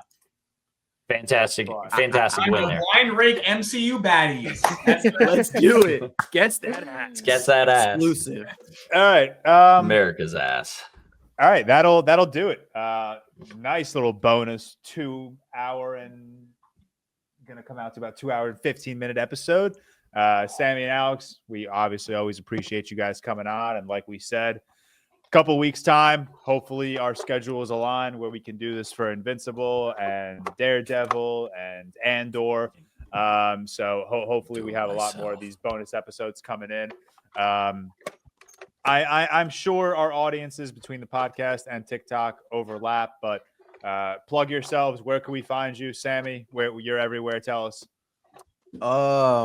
I'm not mentally there, but like everywhere else, I'm on YouTube, TikTok, Twitter, IG, SammyJReacts. Same thing everywhere.